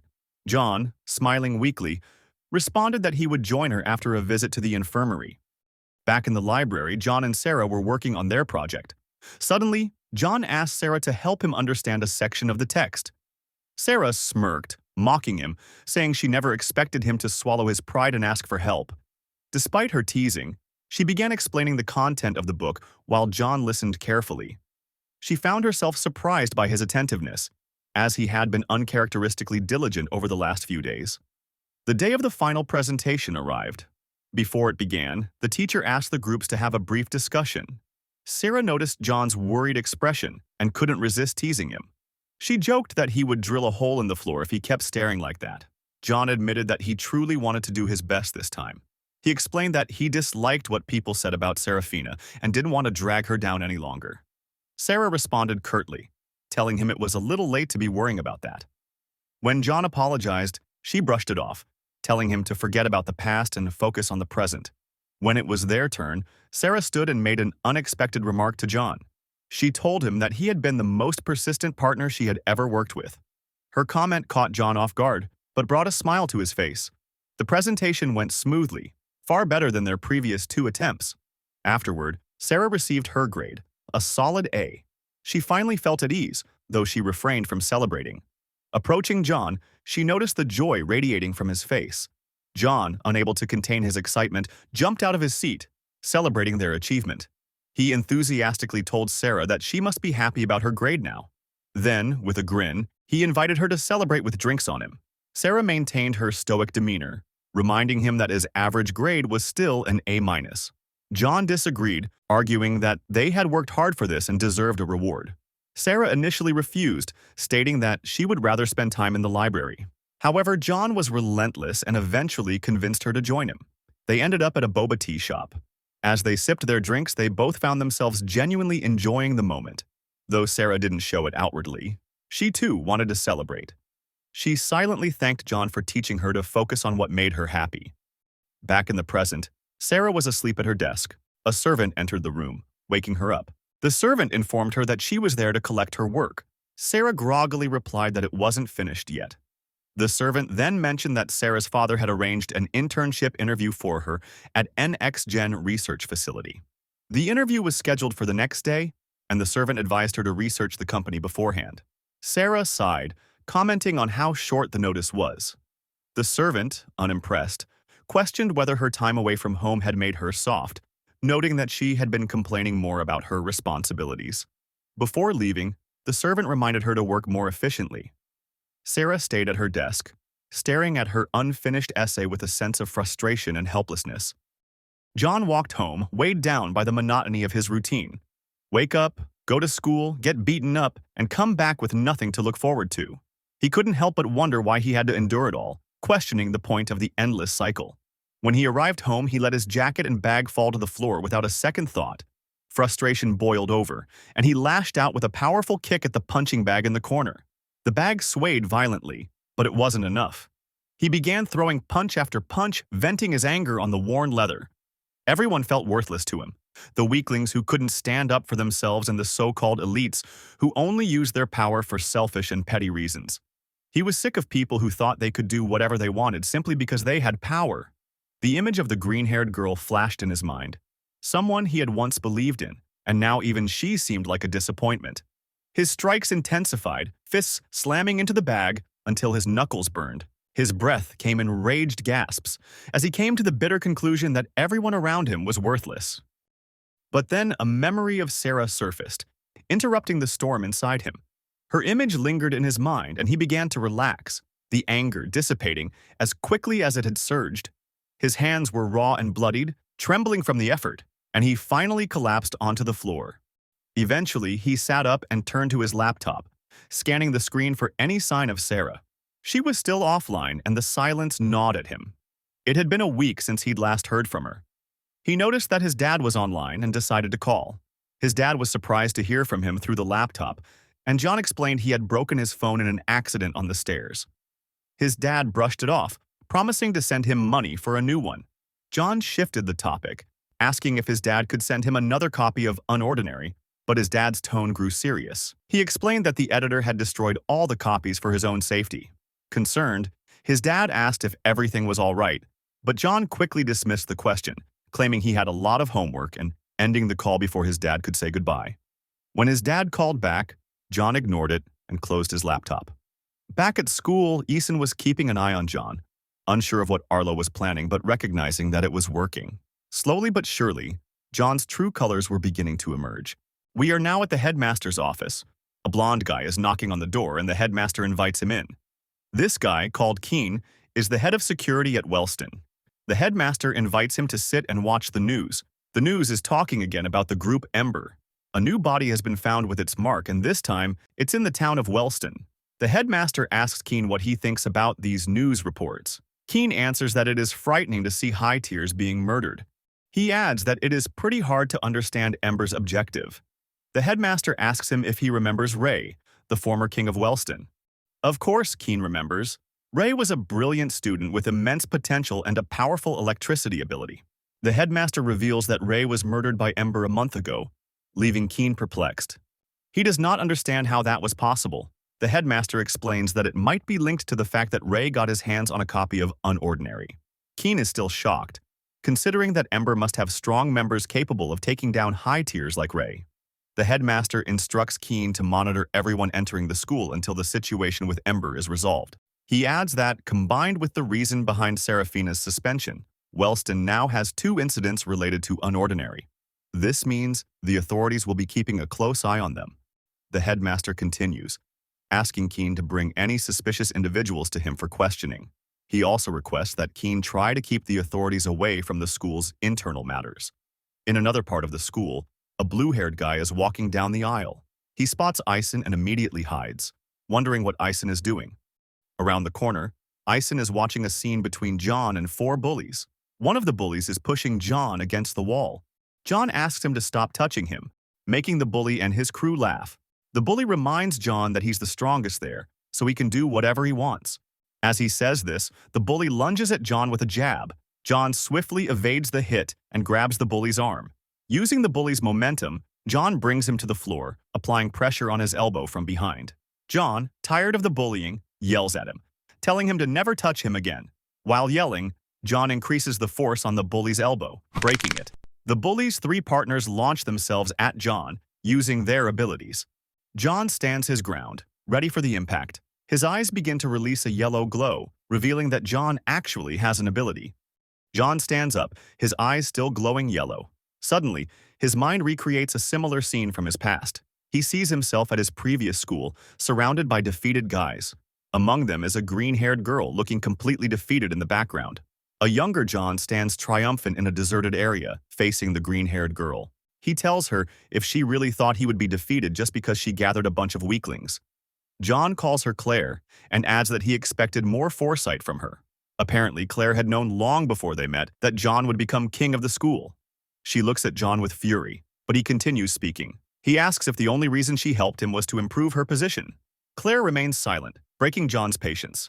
He grabs her by the hair, demanding an answer. He asks why she made everyone turn against him. Claire yells back, telling John to look at himself. John looks confused, and Claire seizes the moment to free herself from his grasp. She slaps him hard across the face. Yelling at him, she tells him to take a good look at the kind of monster he has become. She says he only looks for reasons to hurt people and cares for no one but himself. Claire calls him a tyrant and a hypocrite, declaring that he does not deserve the power he has. She wishes she had never helped or met him. This breaks John, and he yells at her to shut up. Claire defies him, daring him to silence her with violence, just like he did with everyone else. John grabs her shirt and prepares to punch her, screaming at her in rage. But before the impact, he notices her expression. Her face is filled with fury and deep disappointment. Claire calls him a monster before falling unconscious from his punch. John snaps back to the present. His body relaxes, and he decides not to use his ability. Once again, he remembers Claire's voice calling him a monster. By the look on his face, it is clear that this memory has left a wound he still cannot heal. The bullies are still rushing at John, and one of the girls launches the first attack. John manages to block it, but his arm is on the verge of giving out. Using his other arm, he throws a direct punch to the girl's stomach. The other guy launches energy missiles, but John dodges them. He tries to formulate a plan to escape, and concludes that the best way is to take down the guy blocking the exit. Before he can act, the second girl approaches from behind and lands a hit on John's neck. The first bully follows up with a punch using his fully healed arm. From above, the first girl joins her hands and delivers a devastating attack to John's back. He collapses to the floor, bleeding, but the bullies don't stop. The first girl grabs John's head while the first bully prepares to continue the beating. The bully starts lecturing John, but John begins to lose consciousness and doesn't hear anything he says. This enrages the girl holding John's head, and she prepares to hit him again. Just as her punch is about to land, a barrier appears, reflecting the damage. Her arm bleeds heavily from the backlash. The second girl rushes over, asking what happened. She freezes upon realizing that her friend was stopped by Arlo's barrier. Arlo stands nearby, silently observing the scene. He approaches John while the bullies stammer, trying to explain themselves. Without a word, Arlo traps the bully leader in a barrier. The barrier starts shrinking, forcing the bully to bend over to avoid being crushed. Arlo places a foot on him and demands, "Who gave you permission to talk?" He then helps John to his feet. As they walk away, Arlo mentions noticing John's glowing eyes. He wonders why John prefers to be beaten, instead of using his power to fight back. We are now at the infirmary. Arlo is sitting next to John's bed, reading the school newspaper. He's focused on an article written by Ison about Ember. Arlo waits patiently for John to wake up. Meanwhile, John seems to be having a nightmare about his past. In his dream, young John is sitting on the rooftop of his previous school. Suddenly, a blonde guy named Adrian approaches him, visibly scared. Adrian stutters nervously, struggling to speak. John grabs him and demands he get to the point. Adrian says there's an issue with Claire. He overheard her talking to the Jack about her true motives for approaching John when he was still weak. Apparently, she only wanted John to rely on her blindly once he reached the top. John doesn't believe a word and smacks Adrian, calling him a liar. He refuses to accept that everything he experienced with Claire could be a lie. Adrian insists that Claire has been using him all along and is now gathering people to dethrone him. John hits him again and yells at him to shut up. He dismisses Adrian's words as nonsense and says they carry no weight compared to Claire's. Adrian doesn't back down, and he tells John that his ego is blinding him. Adrian warns that if John doesn't open his eyes to what's happening, he'll lose everything. John laughs mockingly and asks if Adrian has forgotten how powerful he is. He yells, declaring he will never lose because everyone else is trash. John abruptly wakes up in the infirmary. Upon seeing Arlo, he immediately throws a punch at him. However, Arlo doesn't flinch, as if John's punch had no effect. John grabs Arlo's shirt in frustration. Irritated, he demands to know why Arlo helped him and what he's planning. Arlo remains stoic and reminds John that not everything revolves around him. He advises John to wake up from his delusional world and remember who he just hit. Arlo warns John that he's lucky he's patient. Standing in front of him, Arlo coldly states that he deeply despises people who refuse to learn their place. He adds that if John ever touches him again, he won't be so lenient. Arlo leaves the infirmary, and John stays behind. He sits there, questioning the point of everything he's doing. Arlo leaves the infirmary and his phone buzzes. It's a mysterious message that says that Ison has been following him. In another aisle, Ison is trying to process the scene he just saw. He saw the glow in John's eyes and Arlo saving him, so probably he also knows about it. Out of nowhere, Arlo appears just around the corner, surprising Ison, who gets ready to escape. However, Arlo calls him, saying that he's the person he was looking for. Arlo tells Ison that he knows that he's still spying on John. Ison tries to deny it, but Arlo cuts him off, saying that he can't hide it from him. After all, Ison is doing all of that because he wants a top story for the newspaper. Arlo then offers him a deal. Serafina comes back in 2 weeks, and Ison will have that time to make his article and keep Arlo informed about everything he discovers. If he accomplishes it, Arlo guarantees him the front-page article of the school's newspaper. Upon hearing that, Ison happily agrees. But when Arlo leaves, he realizes the kind of job he just accepted. In the Wellston boys' dormitories, Ison is looking for more info about John on his laptop. He finally gets a huge discovery, John's transcript from his old school. He's about to check its contents, but suddenly Blake appears behind him, congratulating him for the top story in the newspaper. Eason gets scared, immediately covering the screen of his laptop to hide his research. However, Blake spots John's face on the screen and asks Eisen why he is so obsessed with John. He adds that he's a lunatic since Remy tried to help him, but he yelled and slapped her. Blake says that instead of worrying about John, Eisen should spend more time with Remy. After all, since Ray passed away, Remy has not been the same. Eisen proposes to take Remy out to the mall or something to relax her mind. Blake thinks it's a good idea and will tell Remy and leaves, mentioning that Eisen better not bail them this time. Eisen resumes his research, but his expression changes when he reads about John's power and level. He now understands how John got into Wellston and his high level of confidence. The report says that John was expelled from New Boston 2 years ago, but Eisen recalls that John got into Wellston last year, and now he wonders what John did during that year in between. Eisen now starts reading the reason behind John's expulsion. Excessive violence, it says. Upon checking more details, Eisen can't believe what he's reading. Apparently, John was able to single-handedly take down half his class for an unexplained reason. Eisen gets nervous. John is not someone to mess with and wonders what would happen if they expose him. Back to the rooftop of the school, we find Arlo. Suddenly, John opens the door and enters. Arlo mentions that he must be very brave to appear here again. John apologizes and mentions that he really wanted to talk with him. John promises that it won't take long. Arlo allows him to stay and asks him what he wants. Before John answers, he prepares to sit, but Arlo stops him, saying that he better hurry and say what he needs to say. John starts by thanking Arlo for saving him earlier and apologizes for punching him after waking up. Arlo asks if he came all the way up there to waste his time with a corny speech. John says that he didn't want Arlo to get the wrong idea. He appreciates the fact that a person helps someone like him. Arlo clarifies that he didn't help John because he wanted a new best friend. Instead, he hates people breaking the hierarchy.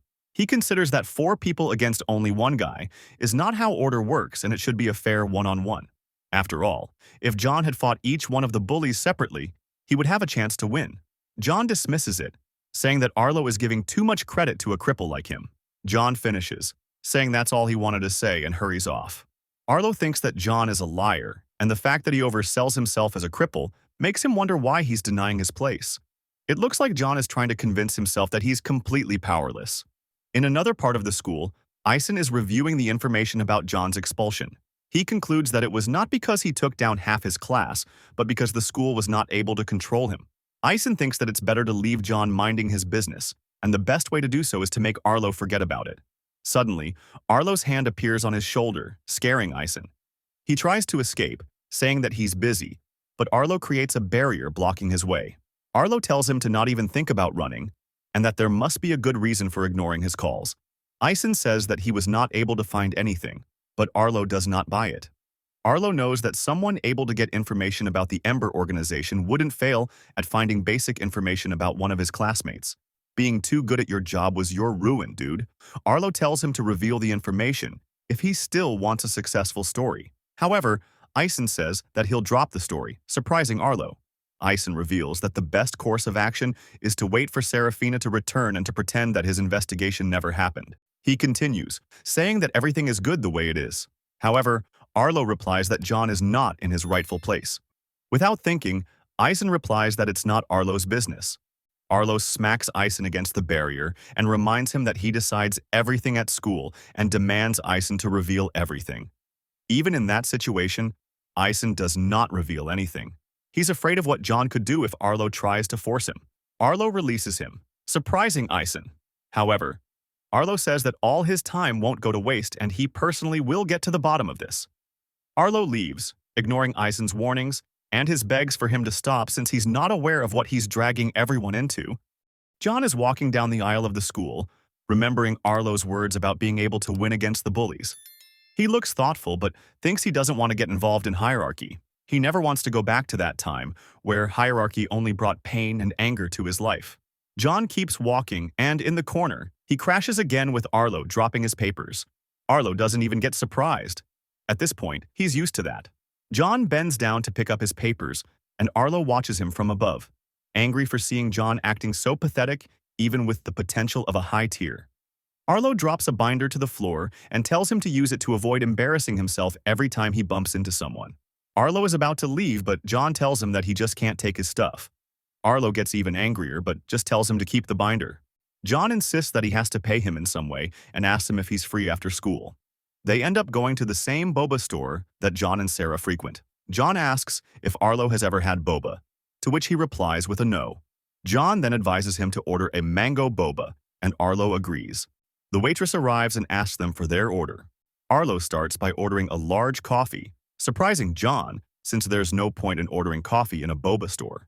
John then tells the waitress to bring 2 mango drinks instead, but Arlo refuses and orders his coffee again. John insists again, saying he's the one paying. However, Arlo does not care and orders a coffee on a separate tab.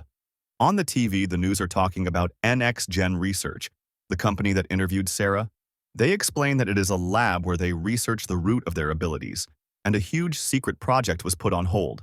Back at the table, Arlo is drinking his coffee, and John is by him, not wanting to taste the boba drink. John tells Arlo that he reminds him a lot of Sarah when they first met.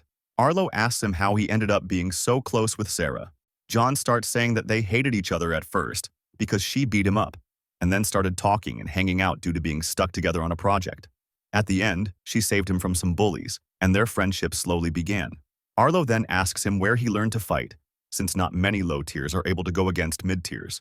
John replies that his dad taught him as long as he can remember since he wanted his son to be able to defend himself. Arlo asks if John's dad is also a cripple, and he confirms. John adds that he's very proud of his dad, even with people looking down on him. He's able to do his best with what he has. John then asks if Arlo has someone he looks up to. Arlo answers, saying Ray, his predecessor as king. Arlo says that he didn't agree with the way he managed things, but despite that, it was hard to dislike him since he was really good at recognizing people's talents and was extremely powerful. He finishes by saying that if he were alive, he wouldn't know who is stronger. John does not understand what he means by that, but Arlo stands up. He leaves the money for the coffee on the table and leaves, saying that he has some things to take care of. Before leaving, John insists one last time for him to take the mango drink with him. In Serafina's house, she's working on her daily book report. However, at this point, she's tired of doing that and throws the book with fury. Without noticing, the servant appears to inform her that NX Gen turned down Sarah's application. The servant adds that Sarah's father is very displeased and wants her to try harder next time. Back at the Wellston dorms, Blake and Ison are waiting for Remy. Apparently, they are planning to go to the cinema, but Blake, upon seeing the tickets, tells Ison he should have picked an action movie instead. Ison says that he's wrong since girls are into romantic stuff. Suddenly, Remy calls them from behind and says that she's ready to go to the mall. In a store, Ison is having an internal argument about which pen to choose, one with a gel grip or with a titanium grip. In the background, Remy is playing with a ball and suddenly launches one at Blake's face, imitating his attacks.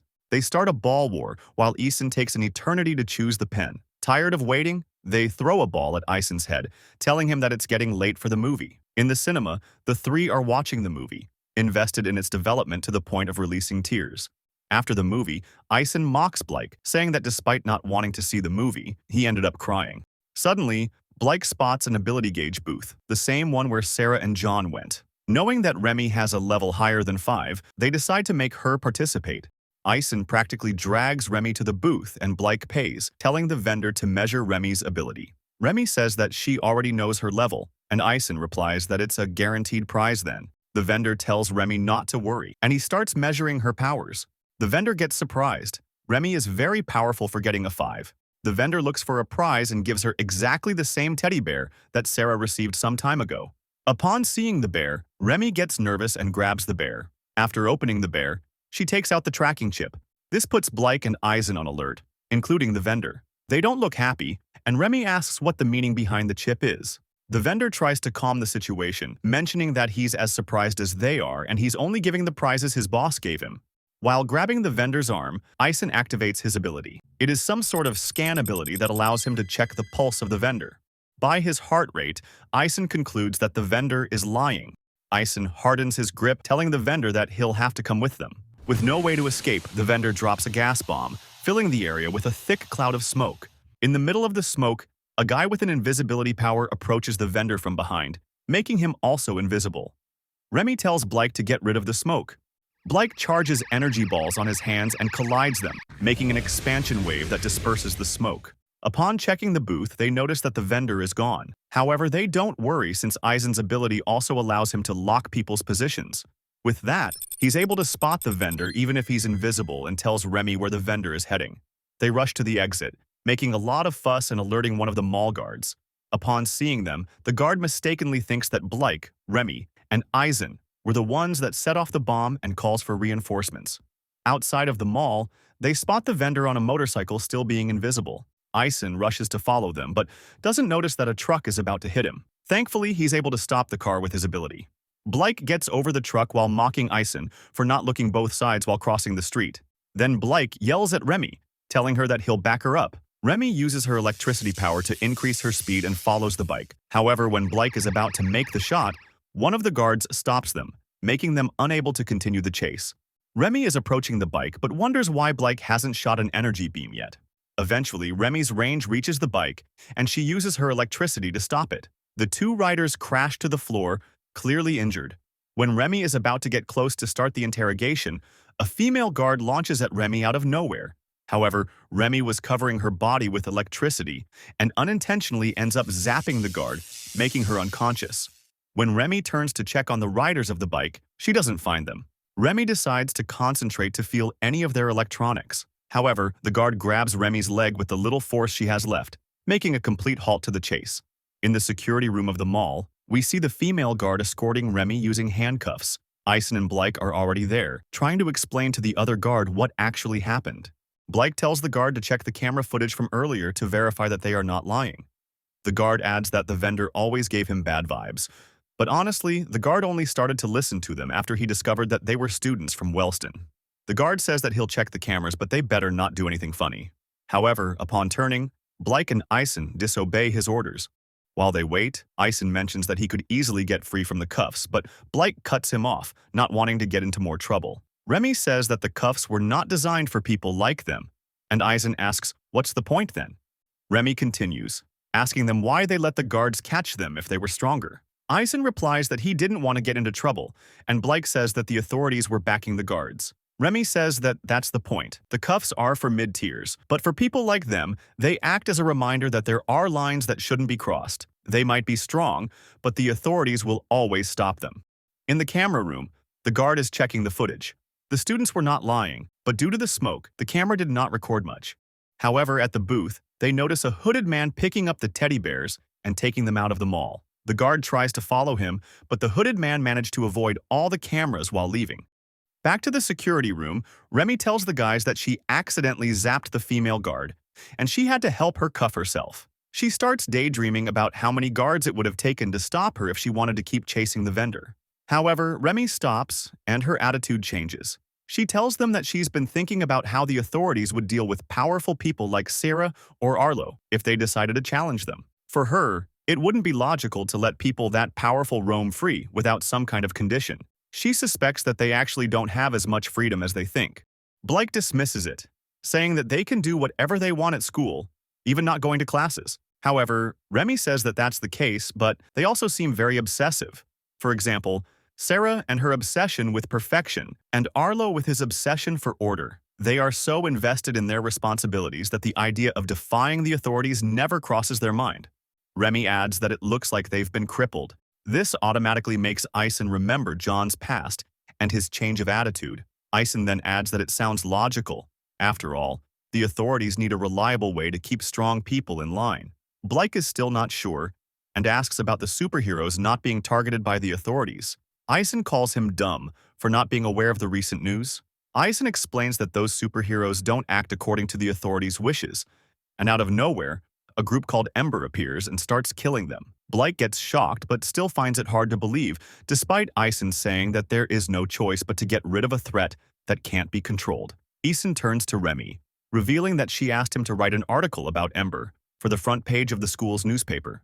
Remy wanted the students to be more wary about Ember's existence and to slowly introduce the idea that Ember and the authorities are connected. Suddenly, the guard appears telling them that the three are clear. However, the case was escalated to the authorities, so they need them to give an official statement, which annoys them. At Seraphina's house, she's working on her assignments late into the night. Suddenly, a pile of books crashes onto her table. The servant explains that it's the work her dad assigned her for the night. The servant says she'll return in the morning to collect the assignments and warns Sarah not to disappoint her parents again. As soon as the servant leaves, Sarah shoves all the books off the table in frustration. Standing amidst the mess, she sees John's image flash through her mind. Even as a cripple, John fights, bluffs, or escapes from his challenges. So, what's stopping her from breaking free of her own situation?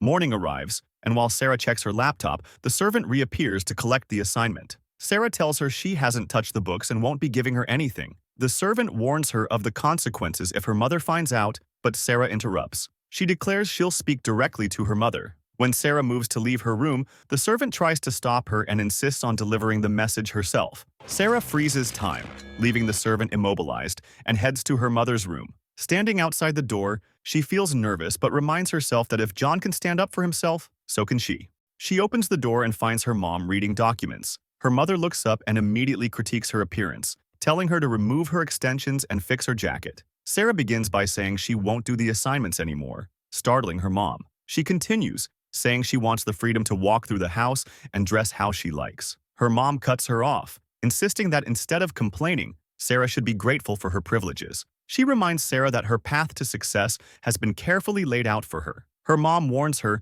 not to end up like her older sister, a failure. Sarah counters, saying she finally understands why Layla ran away. The house is cold and lifeless, and her sister was tired of being treated as a disappointment. Sarah accuses her mom of refusing to acknowledge how her actions caused everything to fall apart. Enraged, her mother activates her power to freeze Sarah in place and moves to slap her. But before the slap lands, Sarah activates her own power, nullifying her mom's ability. Her mom is shocked and demands to know how she did it. Sarah smirks and replies that she's simply faster. Sarah then uses her power again, freezing her mother. Her mom demands she stop, but Sarah ignores her and states her terms. She wants a ticket to Wellston by tomorrow because she refuses to stay another day in the house. She also demands her phone and credit cards be reactivated since she'll be packing that night. Her mother, still frozen, says she won't allow her to leave. But Sarah replies that she'll leave regardless. The only choice her mom has is how it happens. Sarah warns her to consider how people will react if both her daughters run away.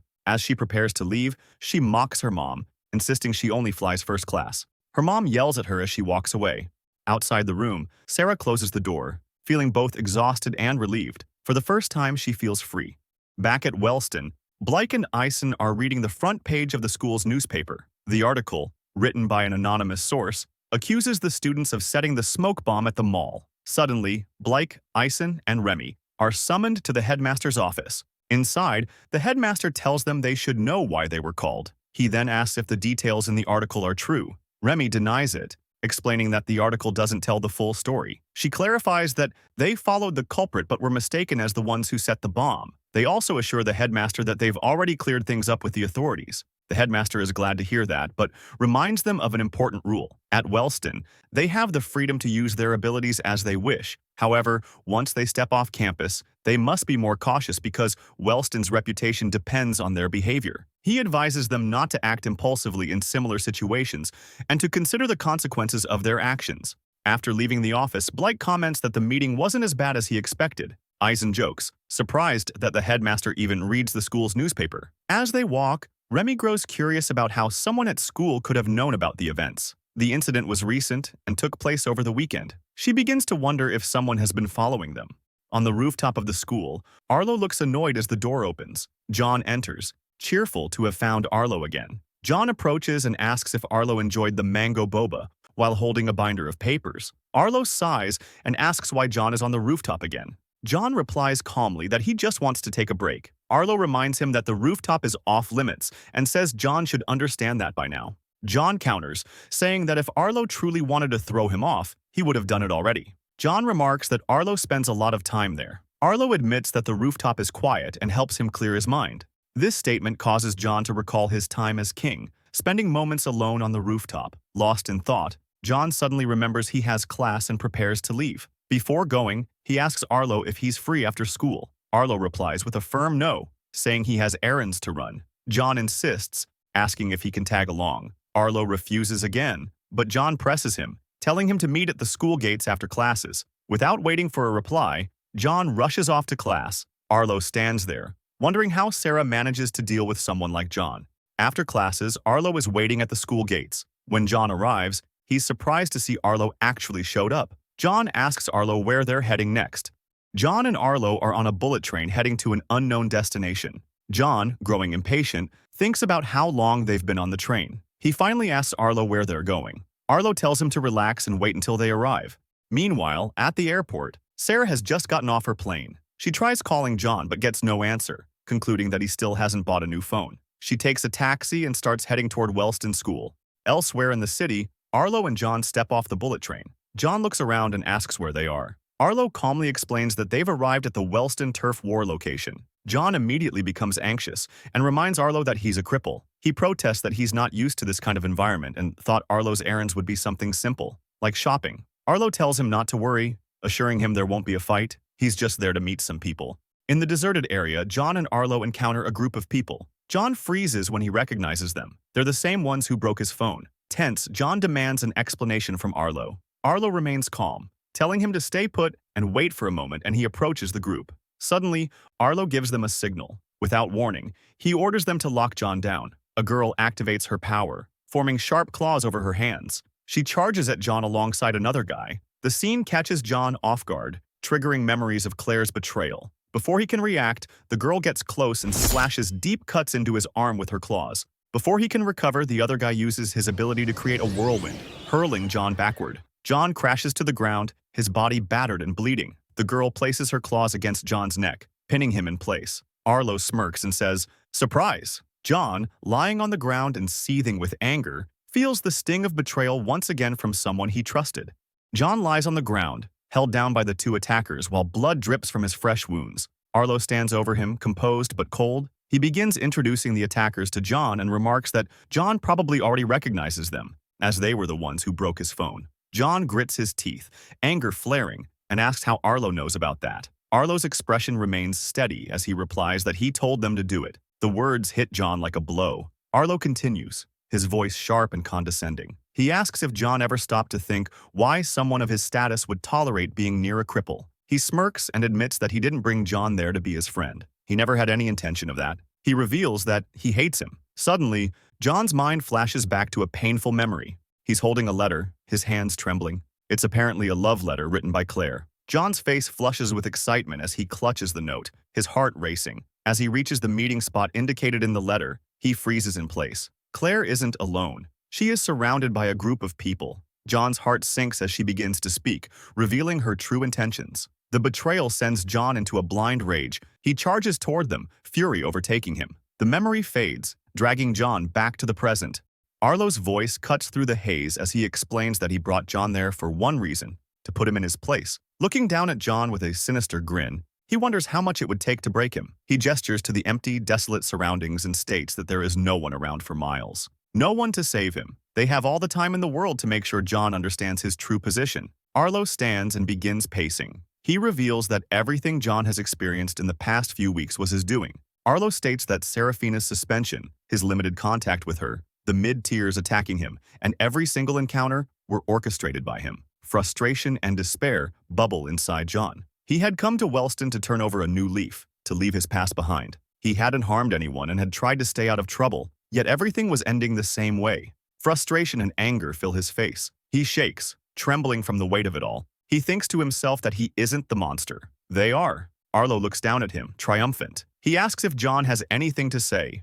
John doesn't respond and keeps his head lowered. Arlo shrugs and turns to the girl, ordering her to help him understand. The girl steps forward, claws at the ready. Suddenly, John lifts his head and screams Arlo's name, his voice echoing across the barren area. A massive whirlwind of black air erupts from him, sending Arlo's allies flying backward. They crash to the ground, stunned and struggling to comprehend what just happened. The aura around John is suffocating, a dark and chaotic energy radiating outward. His fury manifests as a yellow glow in his eyes, and a strange black aura swirling around him. The group stares in disbelief. They realize that the power of the cripple is actually throwing them back. Arlo's expression shifts slightly, but not to fear. He smirks, his eyes gleaming with satisfaction. One of Arlo's allies is confused, as he was told that John was a cripple. He notices that Arlo is still smiling, so everything must still be going according to Arlo's plan. Suddenly, black claws emerge from John's hands, similar to the girl's. John charges toward Arlo. As he's about to strike, the girl barely manages to stop him. She is shocked to discover someone with the same ability as hers. John doesn't flinch when clashing with her. With ease, he uses his claws to cut deeply into her body. The girl collapses, bleeding heavily. John prepares to strike again, yelling at her not to interfere. Before he can attack, the other guy creates a whirlwind to push John away from the girl. John counters by creating a black whirlwind around him, stopping the guy's wind attack. The guy is shocked to see that his attack barely affects John and that he's also using a wind ability like his. Arlo's allies decide to attack together to stand a chance against John. The guy creates a whirlwind to launch the girl forward, while she readies her claws. John calls them trash and uses his power to accumulate wind in his hands, launching blades of wind at them. The girl is surprised since these wind blades are not part of her allies' abilities. She narrowly dodges them, but her friend is struck directly. The girl becomes enraged and charges at John. He easily evades her attack, accumulating wind once more. He creates a final whirlwind, launching the girl into the air. The wind guy can barely move, but he spots his friend falling rapidly. He prepares to save her, but John appears behind him and pierces his arm with his claws. Wind guy finally admits defeat, acknowledging that John is far stronger than the two of them. He begs John to let him save his friend, but John shows no interest. John pushes him down with his foot, disregarding his plea. Wind guy continues begging, saying that John can do whatever he wants with him, but at least let him save his friend. The girl keeps falling, and the guy screams in desperation. John strikes him again to silence him, as the girl crashes to the ground. Both of them lie unconscious on the floor, battered and wounded. John turns his gaze to Arlo, filled with fury. Arlo looks at him, surprised to see what John has been hiding all this time. John launches one air blade toward Arlo, but he easily deflects them with his arm.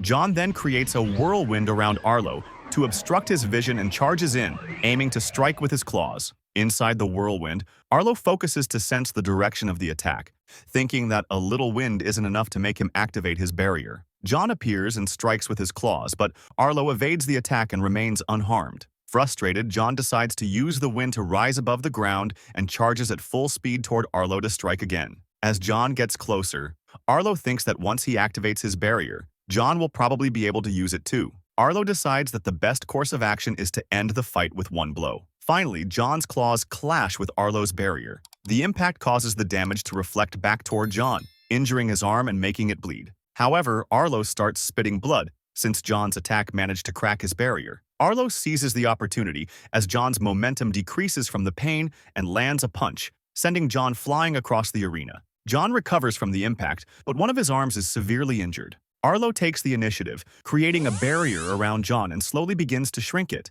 Suddenly, John creates another barrier inside the first one to stop it from crushing him. John uses the opportunity to start hitting Arlo's barrier with all his strength. Both John and Arlo are taking damage with each hit, turning the battle into an endurance contest. Finally, John breaks free from the barrier, causing significant damage to Arlo. John charges again at full speed toward Arlo. However, Arlo is too weak to create a barrier in time and receives a direct hit to the stomach. Arlo flies backward, but John creates another barrier to stop him from going too far. Arlo still cannot process the fact that John is using his own ability against him. In that moment, John delivers a powerful punch to Arlo's face. John continues launching kicks and punches without taking a break. Arlo manages to stop one of John's punches, but before he can react, John headbutts him. Finally, Arlo collapses to the floor, completely defeated. John, not satisfied with this, places his shoe on Arlo's face. John threatens him, saying that if Arlo speaks of what just happened, he'll dethrone him. A while later, Elaine rushes toward Arlo's location. Upon arriving, Elaine is stunned by the sight of the three of them completely beaten up. She approaches Arlo and asks him to explain what happened. Arlo asks her to calm down and suggests healing the two guys first since they are in much worse condition. As Elaine heals them, she wonders if the two fought against mirror versions of themselves, as she can't fathom how such a fight could occur. She notes that she has never seen Arlo so badly injured and can't imagine anyone besides Serafina being able to do that. Elaine asks Arlo again to explain what happened and how he ended up so injured. Arlo cuts her off, telling her that it's better she doesn't know and asks her to keep the whole incident a secret. Elaine agrees, but she senses something is off about Arlo. He seems shaken, and he doesn't realize that when someone as powerful as him shows signs of worry, it frightens everyone around them. Back in the city, John, severely injured, walks toward his house. He thinks about being betrayed by Claire and now Arlo. His anger boils over, and he throws his bag in frustration. It hits the frame outside his house, alerting Sarah, who has been waiting for John to return. Upon seeing him, Sarah calls his name and picks up his bag. John, shocked by her presence, freezes, especially given his battered condition. Sarah approaches with a smile and says, "It's been a while." Suddenly, John collapses to his knees, the stress finally overwhelming him. When Sarah notices, she rushes toward John to help him. As she holds him, she asks what happened to him. John recalls everything that transpired and starts crying, feeling vulnerable. He begs Sarah not to look at him in this pathetic state. Sarah, who has always seen John as strong and confident, wonders what could have happened to break him down like this. Sarah helps John stand up and leads him inside the house, wondering what events might have unfolded during her absence. Inside the house, John rests on the sofa while Sarah calls Elaine to ask her to heal him. Elaine picks up Serafina's call, and upon hearing her name, Arlo wonders why she came back earlier. Elaine continues the call and agrees to meet Serafina as soon as possible. Before leaving, she asks Arlo if he's okay. He confirms, but his expression suggests otherwise. Elaine is about to leave when Arlo grabs her arm, making her blush. He reminds her to keep her promise about the incident. Back at John's house, Sarah is filling a glass with water and some ice. She approaches John from behind and softly presses the cold glass against his neck. He jumps off the sofa, but the movement causes pain, reminding him of his injuries. John tells her to be more careful with his injuries, but Sarah dismisses him, saying that Elaine will arrive shortly. Sarah then asks him what happened. John answers that the obvious happened. The cripple is now targeted by everyone since his strong friend is gone. Sarah doesn't buy it and asks him to tell the real story, as it's the first time she's seen him in this state. John tries to change the subject, asking her where she had been the whole time. But Sarah remains stoic, like a wall. John continues, saying she had him worried when she disappeared without a word. Sarah explains that her mom cut the Wi-Fi, but she convinced her parents to let her return early, so she'll be staying at his house for a while. She then demands a full explanation about what happened to him. John tries to think but can't handle the weight of Sarah's gaze, so he gives in. He explains that he got tired of the bullying and didn't want Sarah to see him so defeated. But now that she's back, everything can return to normal. Suddenly, the doorbell rings. It's Elaine. Sarah opens the door and finds an exhausted Elaine, who apologizes for taking so long. Sarah invites her in, but Elaine apologizes again, this time for all the issue about the Unordinary book. Sarah dismisses it, saying everything is fine now. Elaine, relieved to be free from guilt, asks Sarah why she called her. But before Sarah can answer, Elaine notices John in the room and loudly asks why he's there too. John, not happy, reminds her that it's his house. In the living room, Elaine is reluctantly healing John while mocking him, calling him lucky for being Serafina's friend. Otherwise, she wouldn't be helping him. She continues teasing him for picking fights he can't win, unaware of the danger. John starts sensing Elaine's aura and notices that it's much weaker than usual. This gives a hint as to how John was able to detect the presence of the invisible man outside the mall. Elaine asks John to show her his other arm, but John refuses, mentioning that the doctor will heal it tomorrow. However, Elaine insists, saying there's no way she's leaving a job halfway, especially after Sarah asked her to help.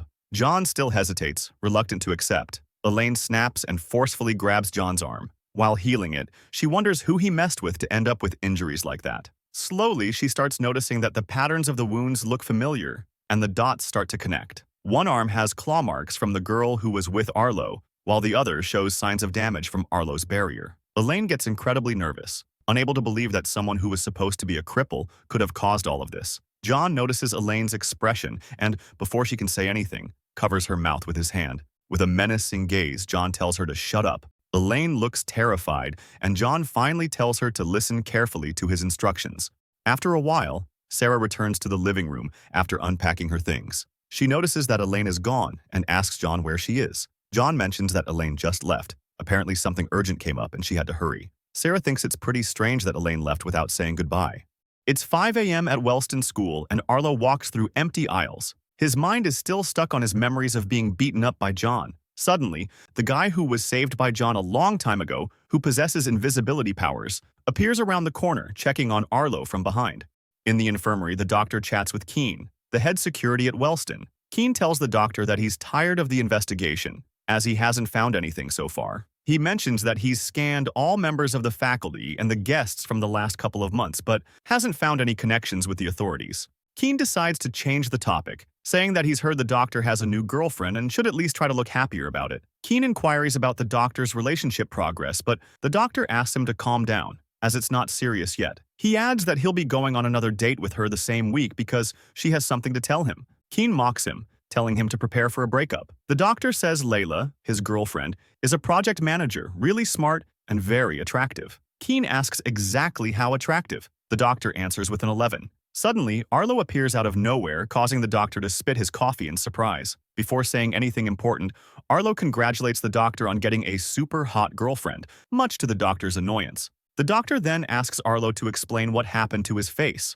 Arlo says he's not there to talk about it and just wants to heal up to avoid freaking out the people in the school. The doctor stands to look for the medicine, clearly annoyed that he couldn't enjoy his morning coffee in peace. Keen asks Arlo if everything's all right. Arlo replies that for the most part, it is. Keen mentions that it's a very big deal and asks who did this to him. Arlo dismisses the question, saying that he has the situation under control. The doctor returns with the medicine and hands it to Arlo. He mentions that, since he hasn't treated Arlo many times, the tonic will slowly heal his visible wounds, but it should be healed before classes start. Arlo thanks him, and the doctor reminds him to stay out of trouble.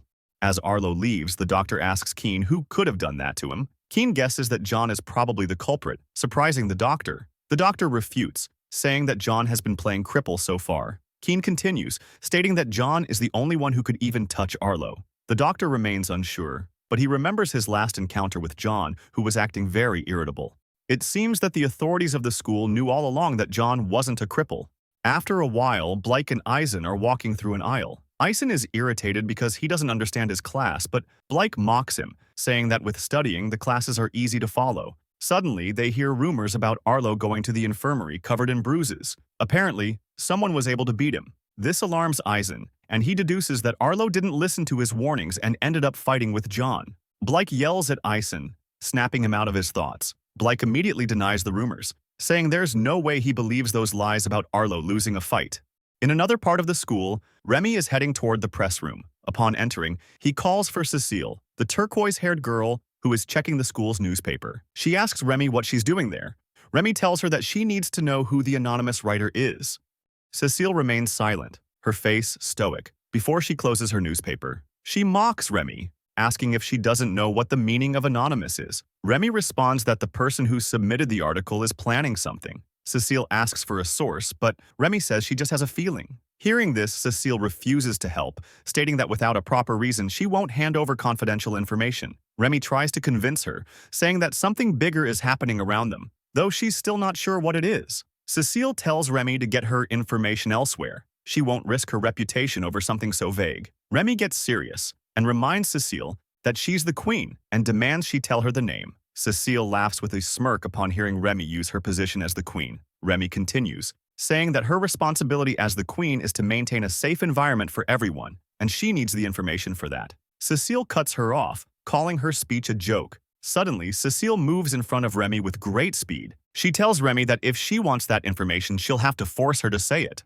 Remy starts shaking, unsure of what to do in this situation. Cecile relaxes and tells Remy that she might have the title, but she's too pathetic to have authority. She adds that Remy should already know how to establish her dominance when she wants something, and reminds her that people won't step out of line if they know their place. Cecile continues, saying that she knows about Remy's encounter with the cripple. Remy didn't just help him, she even let him hit her without any consequences. Angrily, Cecile asks if that's the kind of example Remy wants to set, treating superiors however she wants, even if they are stronger. Remy tries to excuse herself, but Cecile cuts her off, calling her an embarrassment. Suddenly, Cecile adds that Remy is as delusional as her brother, hitting a nerve in Remy. Remy confronts her, demanding that she not speak about Ray in that way. Cecile then asks if Remy is aware of the kind of king her brother was. She tells her that Ray was a king who didn't care about hierarchy, gave low tiers false hope, and burdened high tiers with useless responsibilities. She continues, saying that he left the school in complete chaos,